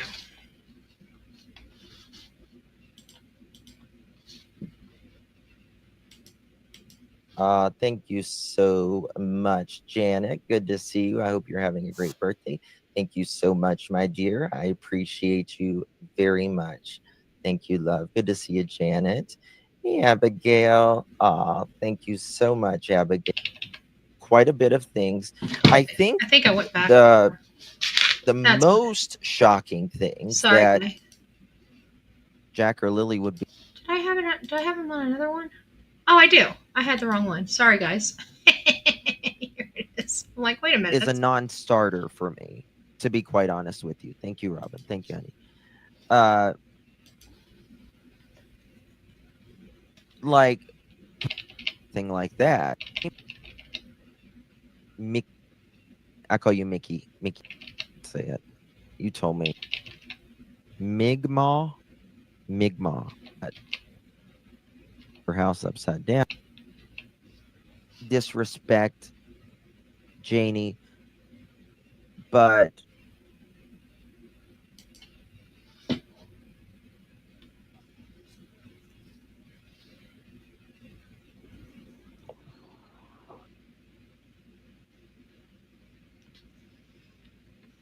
okay, next one. Said that's all I know. Oh, sorry. Yes, but I didn't know who took the picture. There was so many drums around here. I thought it was the guy that took the picture of the property that took that picture. That's all I know. I didn't know if it was Malehya or who took the picture. I can't be sure. I thought it was a drone. Look, there was so many people here that day. I don't know half of the people. I don't know most of the people that were here. I only know the people that were here from the community, and some of friends that I know were here. I don't know. I don't know. Like, I was away most of the day with Justin on the four-wheeler. Him and I took off and we just went. So I couldn't tell you who was here, to be exact. If I ran into somebody I knew, I talked to them. If I didn't know, I said hi. So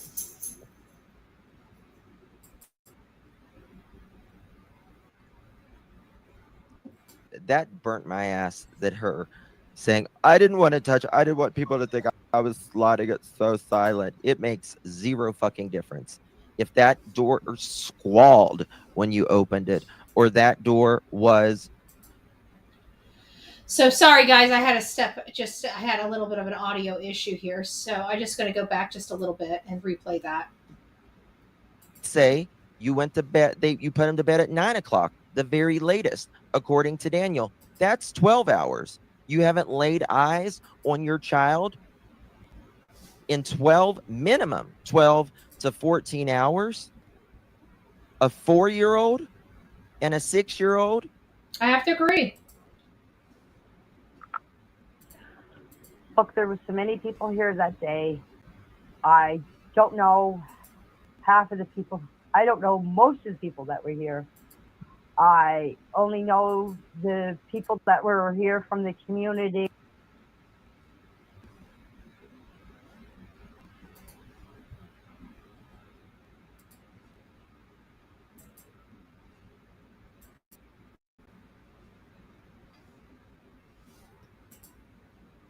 Guys, I'm having some audio issues. Just give me a second.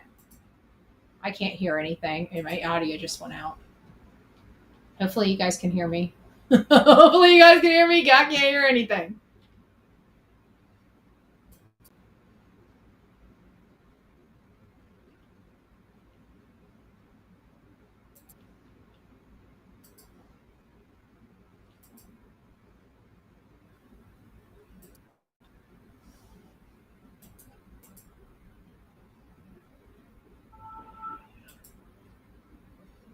Yeah, I can't hear anything. Hold Front of my RV, when I opened the door, while about 5 or 10 minutes after Daniel was calling for the kids, I opened the door and Malehya was standing in front of my RV. I want to hear this. Hold on. I gotta pause this. I want to hear this. Give me just a second. Sorry, guys. I don't know what's going on. It just went out.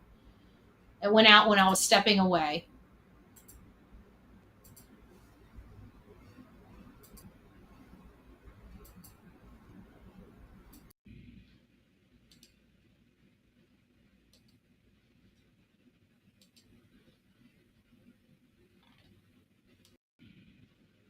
Okay, let's see if this... Can you guys hear this?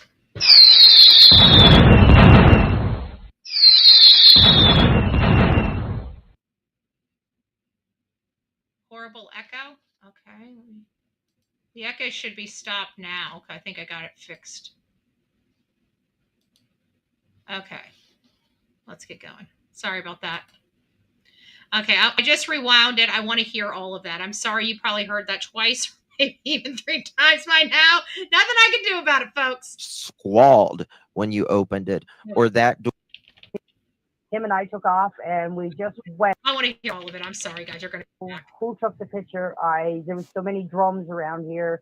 I thought it was the guy that took the picture of the property that took that picture. Okay. Here we go. Okay, next one. Said that's all I know. Oh, sorry. Yes, but I didn't know who took the picture. There was so many drums around here. I thought it was the guy that took the picture of the property that took that picture. That's all I know. I didn't know if it was Malehya or who took the picture. I can't be sure. I thought it was a drone. Look, there was so many people here that day. I don't know half of the people. I don't know most of the people that were here. I only know the people that were here from the community, and some of friends that I know were here. I don't know. I don't know. Like, I was away most of the day with Justin on the four-wheeler. Him and I took off and we just went. So I couldn't tell you who was here, to be exact. If I ran into somebody I knew, I talked to them. If I didn't know, I said hi. So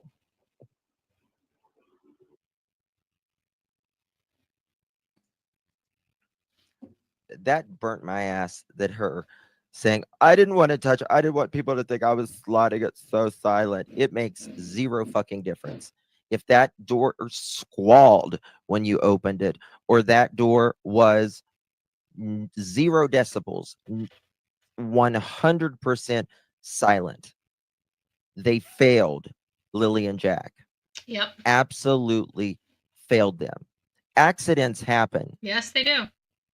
All the time. It tells me. So good parents. It tells me that there's something more going on here. You know, it's not just about the kids. There's more going on here. The kids were intentionally injured, or whatever happened to them would have gotten the parents in a lot of trouble. And they thought this was a better way, a better route to take, not realizing, you know, what's going on. it was Malehya, or was the guy that, Go to hell. sorry, yes.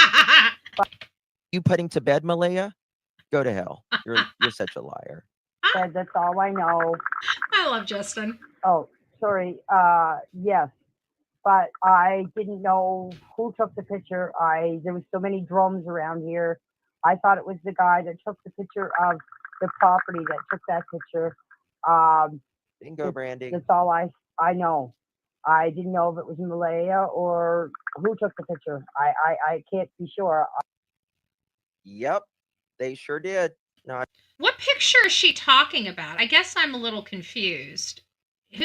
She couldn't tell if it was a drone or if it was Malehya. I mean, you can tell by the angle whether it's from the ground or from above. No?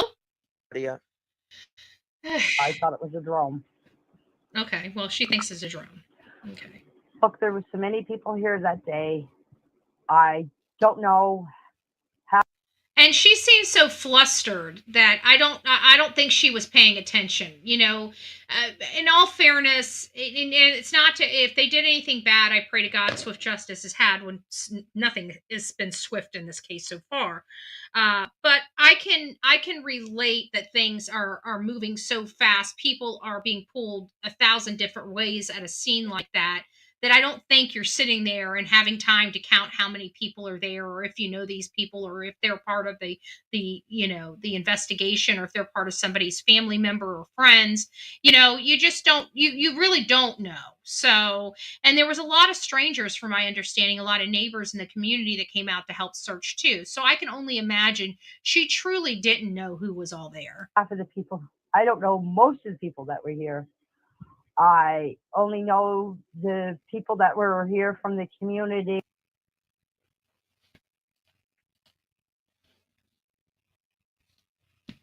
Justin must have forgot he had a muted phone. Hey, Karen, it's good to see you. Or get muted mic.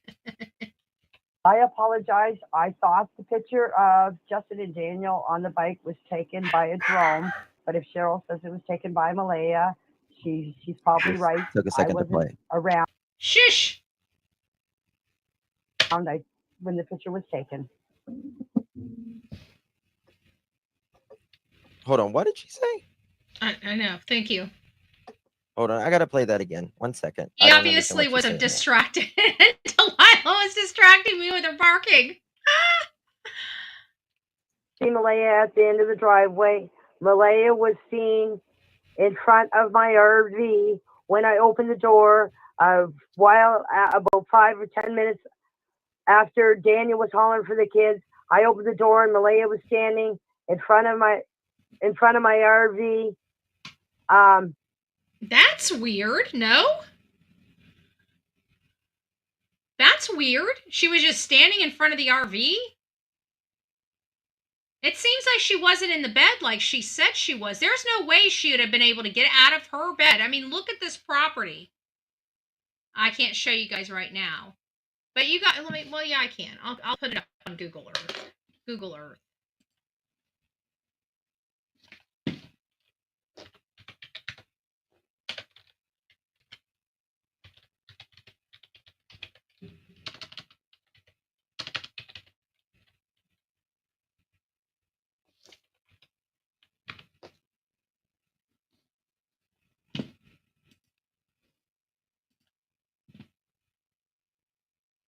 I don't want this.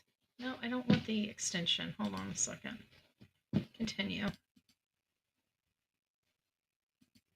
Is this on Google Earth? This is not Google Earth. What am I on? Google. They now have one that says Google Earth View 360. And they now are at the very top. And the first thing is it says Google Earth. Hold on a second. We'll get it. Let's look at the property real quick.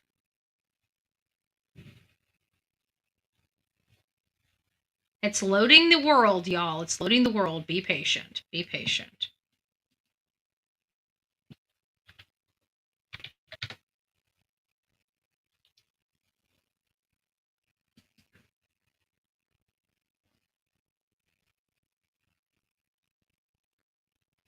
Okay.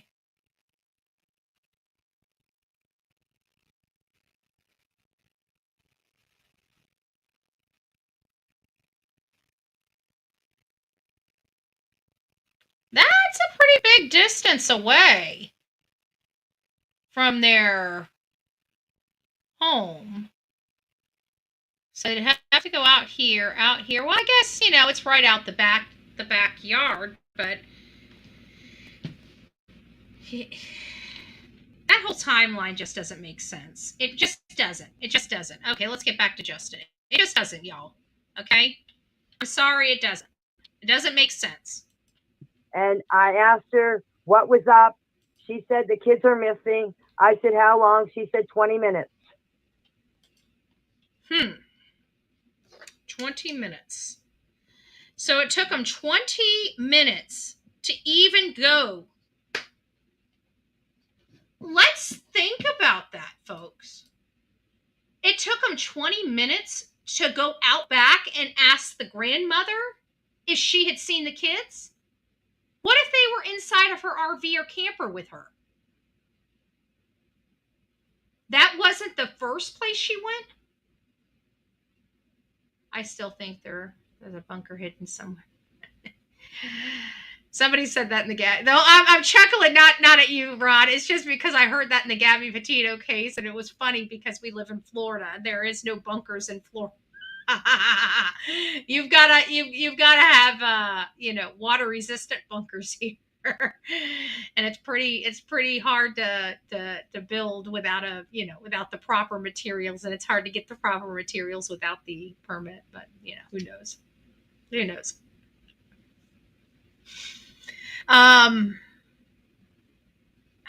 20 minutes. Let's think about that. I think we're kind of missing the boat here. 20 minutes to go knock on the grandma's door to tell them the children are missing? Again, how did they know that they weren't with her? You got to have submarines for bunkers in Florida. That's about it. But it was still funny because there was some type of shadow. It was from, those sprinklers that they're like long and they have the metal loopy rod on it, and you put the hose in it and you turn it on, and it's like a little fan that goes dee, dee, dee, dee. You guys know what I'm talking about with the water. The stuff we used to use back in the 80s and 90s to water our lawn, right? Okay, well, that was in their yard in the back, and the way that the sun and people screen capturing it, because the screen capture is not the clearest image when you have to blow something up. It has an extra good they are good sprinklers, but it was in there. But anyways, they're like, there's a bunker. Do you see? It looks like Brian's hands reaching out of the bunker. I blew it up and I looked at it. I'm like, it was a sprinkler. It's oh my goodness, people. I mean, when you stare, I'm telling you though, I got it because that was one of my first true crime cases, and I've got to tell you, when you start staring at those photos, it is amazing what you see when you stare at a photo long enough. Holy smokes! If you don't believe me, run your own test. Run your own test. Look at one photo for days and tell me you don't start seeing some creepy crap. I'm just saying. Just saying. 20 minutes. Malehya at the end of the driveway. Malehya was seen in front of my RV when I opened the door. About 5 or 10 minutes after Daniel was hollering for the kids, I opened the door and Malehya was standing in front of my. Okay. 5 or 10 minutes after. So the kids had been missing 20 minutes. That timeline doesn't even make sense. Because if she just opened the door 5 to 10 minutes after Daniel started hollering for the kids, then clearly it wasn't 20 minutes that the kids had been missing at that point. It doesn't make sense. I remember that people were going crazy over that one. Yeah. That was a crazy one. But, I mean, another one was the Idaho 4, when people were starting to take, like, even the funny drama photos where people were in the drama. Do you see that person? They have a knife. Yeah, well, they're practicing for a play that has a knife in it. So it's just I don't know. I get tickled every now and again. And you don't get to laugh at it really right at the time it's happening because everything is so serious. But when you look back upon it, it's like, there are some like hilarious. I mean, they weren't hilarious at the time. They're not hilarious really now because some of the cases are, they're serious and especially with the Idaho 4. But some of the how people analyze this case or thought that this person was suspicious or a suspect or a person of interest was really wild to me. There was really no rhyme or reason for them other than their feeling like, oh, I feel this guy's suspicious. That doesn't work in the real world. The boot under the couch. Yeah, the boot under the couch. That was problematic for me because it was a pink boot. Like, how many pink boots does one little girl have? It just doesn't make sense to me. It just seems like it. And then we had the lone boot print outside of the house. It just, it just doesn't make sense. In front of my RV.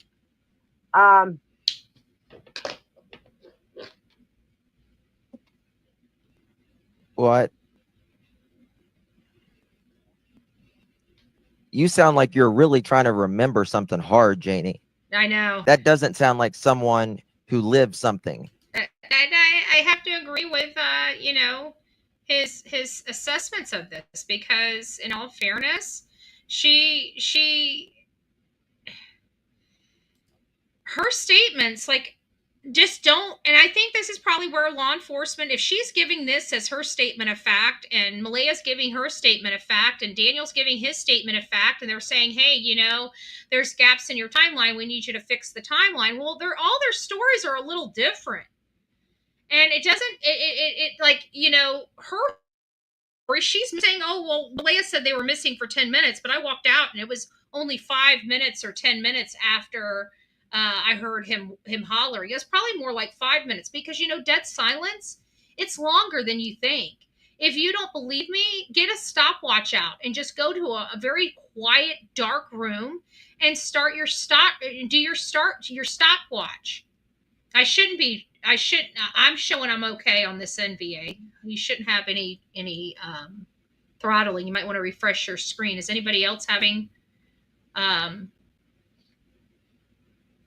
issues? Chat is frozen. Huh. That's weird. Huh. Am I frozen? I'm moving on my end. Let me see what it looks like on my phone. I don't know. I shouldn't be frozen. Let's see what's going on here. Maybe you guys need to refresh the phone? Maybe? I don't know. Let's see what we got going on here. No, it's going for me. Okay. Exit and come back in. It might be something with the app. They might have made an update and we just didn't realize it yet. You're fine on my end? Okay, so it might just be some buffering on different phones or whatever. All right, so it's really weird. You know, Malehya's out there. Janie's saying that she opened the door about 5 or 10 minutes after she heard Daniel screaming. However, Malehya, when she opened the door, was standing outside of her door. I don't recall her saying she heard a knock at her door, but she was standing outside of her door and said the kids had been missing for 20 minutes, which, according to the information she just gave and the information Malehya stated, still doesn't make sense. So Either until it got fixed. Yep. Last night, Daniel said Justin and his mom were on the ATV, but Daniel also said he sat on the front, whatever the hell that means. it basically means somebody's driving the ATV. So when you have ATV, it sounds like they have 3 people. One person can typically sit on the seat behind the person driving because the seat's large enough for a second person. But if you're going to have a third person, usually there's a rack on the front of the ATV or on the back of the ATV, and sometimes on both. Mine had both. I had a bracket on the front and bracket on the back. And you can put weight up there on those bars. And so sometimes people go ahead and sit on them. Now, depending on how many cc's that ATV is, I will tell you if 3 adult people can be on an ATV without it bogging down. You know, how many cc's was that ATV? Because I don't see where anything under a 250. I mean, a 250 is probably the absolute minimum, and I can't even tell you at 250 cc's that they wouldn't have gotten bogged down in that terrain. So I wish I was in Australia. Yeah, it's he not walks on legal water to back. ride like that. Just everyone. No, it's not. Of course not. But you know, we all kind of do it more out there. You know, I've been out there. I'll shut up now. I think statutes of limitations have run out because Betty hasn't done any crazy stuff since my 20s. So. Because she wants you to believe her. And we do have to remember, Janie does, this is her son. Okay? This is her son. Daniel drives my That story. four-wheeler, and believe me, I don't let Daniel drive my four-wheeler. Believe me. And yes, he is telling the truth. The bike did have. You don't have to tell someone. She wants to reinforce her statement here. She absolutely wants to reinforce her statement. Convincing language. Believe me, I'm telling the truth. He's telling the truth. That's not somebody who feels. And Malehya left the area. And then she goes on a pity party. We're going to hear the pity party about how he's taking all the heat. She uses the word heat himself. It's just a weird choice of words, in my opinion. Confident that they're telling the truth. A wiring problem because the mice get into it and chewed all the wiring off of it. So that's why it wasn't used neither. A mice got into it and chewed all the wire off of it. So now we know that the house is probably as... Wow. So it sounds like they have a rodent issue. And Malehya stayed in this trailer when she had other options for all 3 of her children to live a better life. She chose to live in this. I just want to remind you of that. Nobody that's not doing what Daniel was doing would live like this, in my opinion. Until it got fixed. Let me rephrase that. Live like this if they had another option. I've been looking at the comments, and if you guys have anything wrong, don't get mad at me, but I will correct you guys. Right. Daniel can't drive it, but I Justin just want to can. say, Daniel has done so many interviews, and to tell you the truth, if I was in his place, I'd be so confused because people have been asking me so many questions. Oh, and fucking it's just, save I it. don't know how.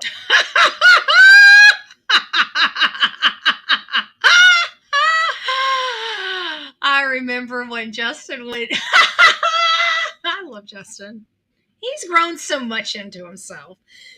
I love it. Anybody that has been interviewed,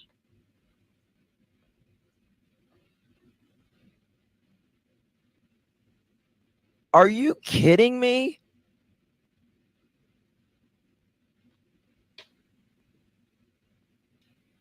I heard the whole thing with no breaks and saw what she was asked. Need to see the questions. Well, but Mama Angie, I hear you. I hear you. But this is the thing. There's nothing that could be said before that whenever, I mean, is Daniel allowed to drive it or not? Justin's allowed to drive it. Well, there's a reason why Daniel is the way he is, and I have thought that he's gone through some abuse in his own home, maybe his mother being, mental, has mental health issues. She might have had substance abuse issues herself. I mean, there's a reason why they're, and again, Daniel and his mom may not have other options. Okay.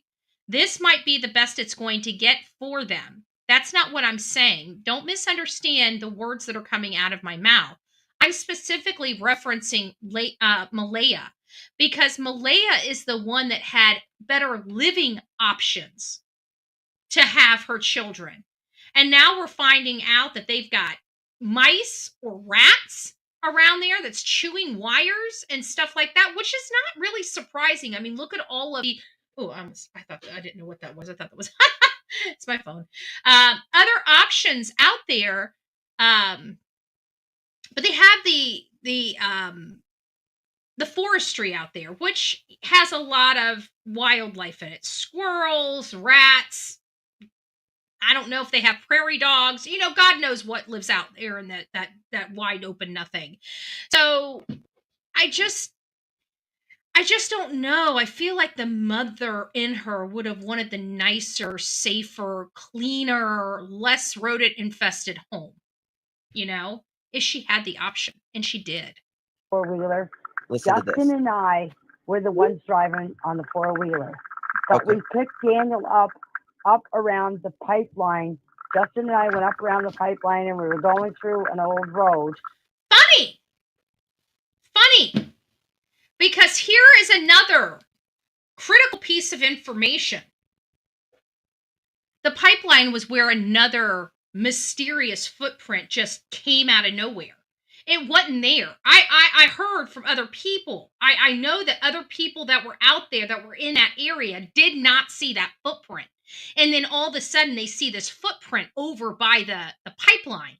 And who's over by the pipeline by himself that they have to go pick him up? None other than Daniel, right? And then it comes back to that pink blanket. Like I said, he was on those ATVs. He was monitoring where people were looking. And it's awfully mysterious that several people said that they cannot believe that this section or piece of pink blanket that was found in the tree could have been missed. It's very mysterious that it was missed, was almost the verbatim words used. So now we have him over by the pipeline where a mysterious boot print surfaced. And we have him on ATVs, part of the searches on May 2nd. On May 3rd, this weird piece of blanket managed to make its way a mile down the road in a tree, while the blanket is sealed and covered in a garbage can. That were both, again, pipeline, Daniel was there, pink blanket, it was clearly in his garbage can. He had opportunity and access to plant that pink blanket. So who's causing all the confusion out there during the search efforts? In my opinion, it's Daniel Martell.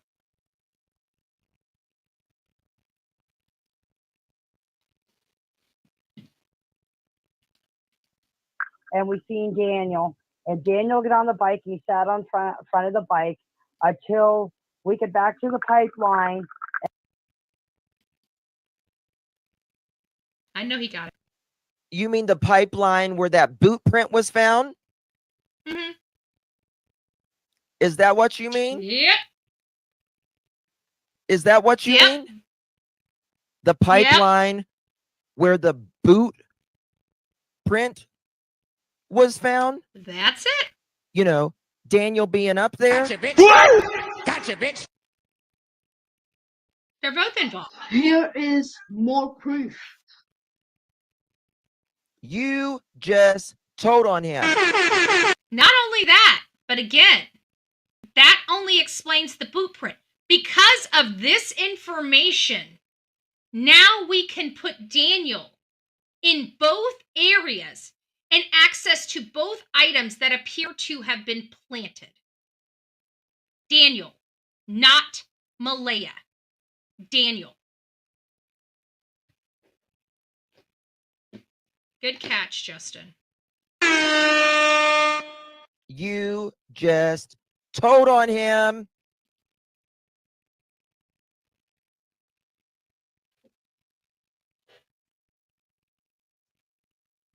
Oh, the pipeline trail. Daniel said he never walked on any trails. I've got it in the message. Yep. That he said yesterday. He never went on any trails. And I think that she even says he just stayed on roads. He didn't go on the trails. Well, that's not what she just said.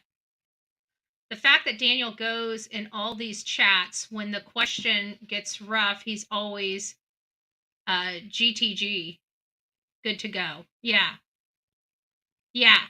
So it's very much like he has a lot of the same behaviors that are indicative that we see in Christopher Proudfoot. No? Seems like they have an awful lot of time for social media, but not a lot of time for searching. I find that odd. And a lot of time for complaining. How bad things are for them. Oh my gosh, we need to give them some breathing room. Well, are the two children breathing at all? Because law enforcement doesn't think, so why should we give anybody breathing room? Why should we take our foot off anybody's neck?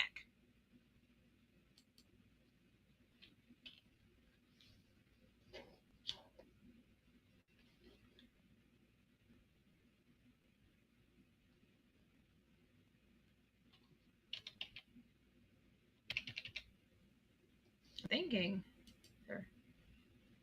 Is he looking for something? Up.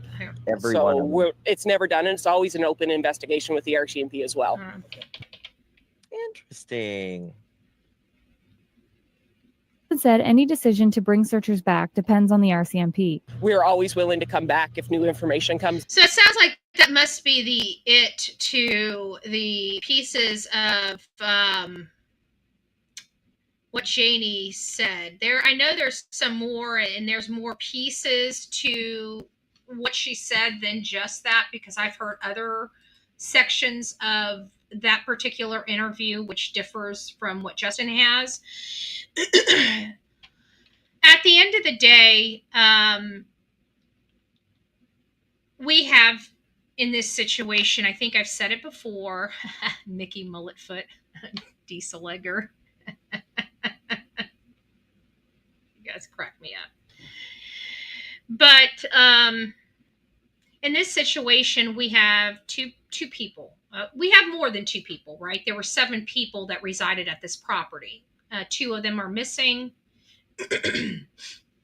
1 adult ran away, and 3 adults remained behind. And the other child, I don't know if the child's in their mother's care, the reservation's care, or in the Department of Children and Family Services that they have out there in Canada. I don't know where Meadow is. But with that being said, we have all these people, and we got 2 missing children. And when we look around, it's just Daniel. And so you have a part of the family, Malehya's side of the family, kind of taking up for her and pointing the finger at Daniel. And you got Daniel's family taking up for him and kind of pointing the finger at Malehya. No matter how you look at, we got 2 parents that were in that home, both pointing the finger at one another. That tells me that whatever's going on is between them and between them only. There's, the grandmother, the brother, the uncle probably had, they could have been accessories after the fact, but for all intents and purposes, it sounds like the 2 parties are the mom and the stepfather. Why? Because they're telling us it's between them, because they keep pointing the finger at each other. Nobody else.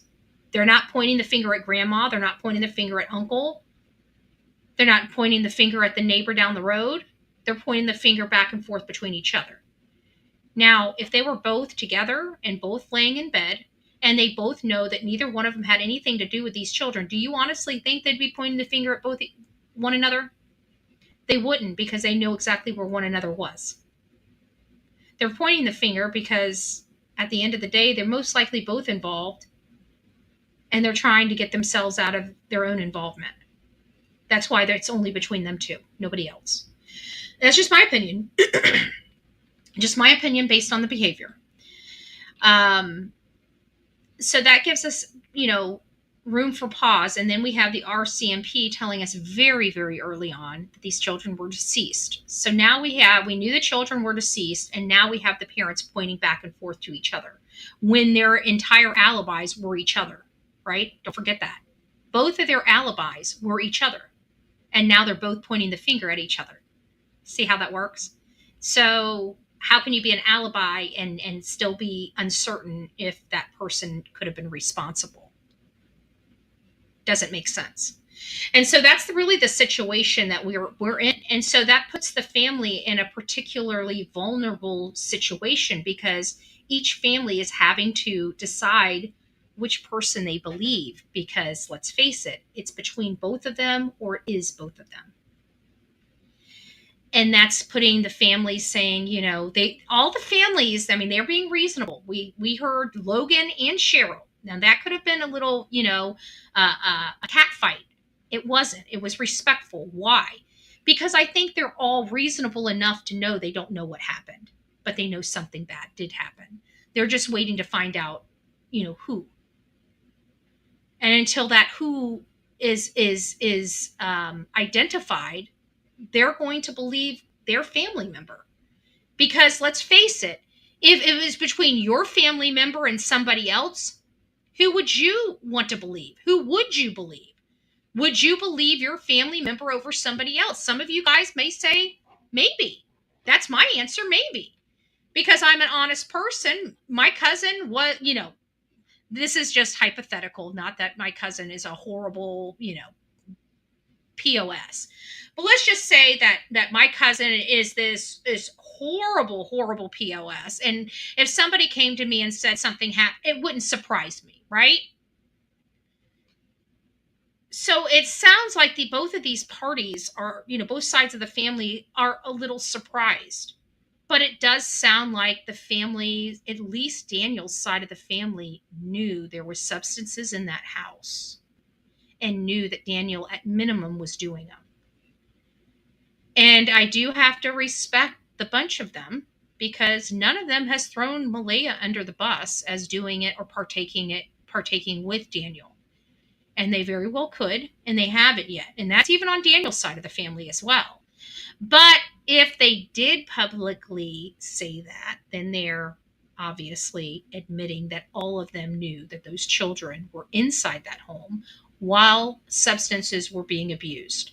and everybody sat silently by while those children were abused and forced to watch and be around that nonsense. Yep, that's what I'm saying, busy mama. Yep. It depends. We know our family too, so some things don't surprise us. And the family's going to have to come to Jesus, because at the end of the day, you can love your family member, but at the end of the day, these are children. You guys need to be stepping up to the plate and fighting for these children. And I just, in all of this, taking up, let Malehya and Daniel point the finger at each other. I think the family members themselves just need to come together united and say, you know what, we're going to rise above Malehya and Daniel, and we're going to fight for these children. They deserve to have somebody fighting for them. I mean, we can honestly look and see that, Malehya's certainly not fighting for her children. And that's something that Malehya's family and friends are going to have to realize. And we, the public, are seeing all of this. And I can tell you, you're not shaming me or guilting me into changing my mind. Okay? And I got to think that there's a lot more people just like me out there that you're not going to emotionally blackmail us into feeling bad for Malehya or Daniel. Sorry, not sorry. We care about those children. We don't know none of y'all. We don't even know the children, but we know those children are innocent. So we get the innocence back. That's how we roll. And I pray to God that both Malehya's side of the family and Daniel's side of the family unattach from both of them and start fighting for answers to Jack and Lily, because they deserve answers and they deserve justice. It doesn't matter whether it was your family member or not, or the both of them. No matter how we look at this situation, those babies deserve justice. And it's just an unfortunate situation, but you guys are those children's family. And when their parents fail them, you're the village that has to back that up. You're the village that has to step into those shoes and fight. So I'm calling on Logan and Mackenzie and Cheryl and Haley. Do the right thing for those children. Quit buying into Daniel or Malehya's bullshit. Because it is just that. I'm telling you, professionally, it is just that. A bunch of bullshit. Something happened to those children, and I hate to burst your bubble, but Malehya's behavior is not normal. This is our job. We watch this stuff every single day. Those are red flags. Those are major, major red flags. Ask your family questions. All right, guys, rock it out with your coffee beans out. Don't forget to be fearless. If you see something, say something. An ounce of prevention is worth a pound of cure. And until next time, please be safe, but more importantly, kind to one another. And please get over to Justin's channel. We took a section of it, but there's a lot of great information that he went over yesterday, and I don't want you guys to miss it. So get over to Justin for All. Tell him thank you for doing such a great job on that live and providing us the great information that he was able to provide us. And we have one little special gal that wants to say hi. Say hi, Coffee Club. Say hi, Coffee Club. Thank you for my hat, Miss Sonia. Thank you for my hat. Let me see if my mommy's going to put it on me right. Thank you for my hat, Miss Sonia. I love it. I love it. I love it. I just don't have my ears standing up and mommy's not putting it on me right, but that's okay. That's okay. Have a great day, guys. I love you. And did we? Oh, yeah, we did make a... Oh, don't try to take your hat off. Oh, Delilah, you're so cute. I'm going to show everybody. Oh, look at her. She's got her little ears. We've got to get her ears out. Look at that. Oh, my gosh. Tell me that is not adorable. You guys have got to get your dogs one of these little cute hats. It is so cute. Oh. Say thank you, Miss Sonia. I love my hat. It's so beautiful. It fits perfect. take the background off. Take the background off. See, Mommy, I want to take the background off. I want to show everybody my new hat. There you go. Look at the hat. I got my hat. I love it. Thank you, Miss Sonia. Thank you, Miss. Oh, I dropped one of my ears out. Got one of my ears out. Sorry, I'm pulling your ear through. There we go. There we go. She's happy. All right. You're ready to go? All right, let me take this off you. I know she's gonna rip it off as soon as she's out of here. And I don't want her dropping it anywhere. There you go. Go have fun. Go have fun. She's so adorable. I love that little crapper. I love that little butt munch. I love that little butt munch. All right, guys, rock it out with your coffee beans. Oh, Sonia will let us know who the winner of the keychain is. She has the little wheelie thing, so we'll have somebody drawed, and we'll let you know who the winner is of today's keychain. Thank you, and tell Pamela thank you. She is the sponsor of today's keychain. So God bless each and every one of you. Don't forget to be fearless. If you see something, say something. An ounce of prevention is worth a pound of cure. And until next time, please be safe, but more importantly, kind to one another. We'll see you soon, guys. From the East Coast to the West Coast, we are everywhere true crime is. We are asking for the public's help. We are searching in the woods. We are doing what it takes here on the Bullhorn Betty channels to find answers to the most alarming cases we have been watching on the news. I can tell you personally that I have traveled this entire country seeking these answers and bringing that content right here to you here on the Bullhorn Betty channels and Bullhorn Betty Crime Stories. We are happy with the work that we've done.